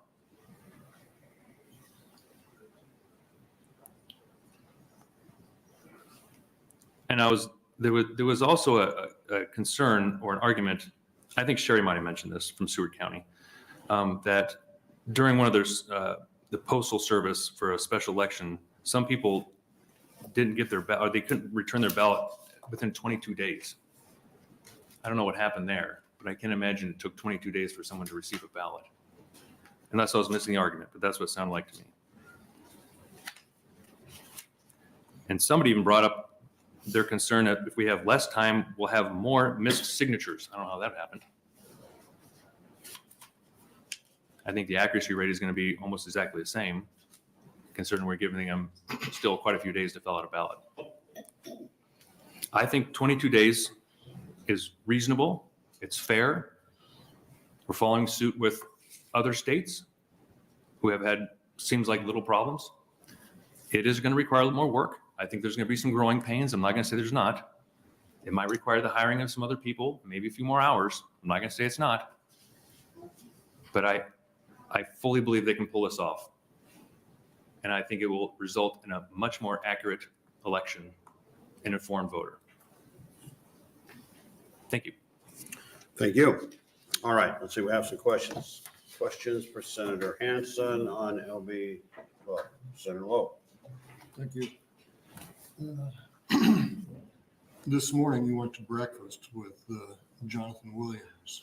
And Jonathan Williams and Art Laffer and Stephen Moore write the book, Rich States, Poor States. And we were talking about this election bill. And what was his comment on the average of what states do for the time period? About 20 days, I think. It was 20 days. So other states can do it in 20 days or less, and some more than 20 days or less. I would say that Nebraska could probably be right up there with the best of them. I agree. Okay, additional questions. All right, thank you for your close on 1211. Thank you. All right, now here's what we're gonna do. Luann, I'm sorry, but we're gonna take a break. I've had him here 4 straight hours. I gotta let him at least use the restroom, okay? So at 5:30, we're gonna be back in our chairs ready to go. All right, get the restroom,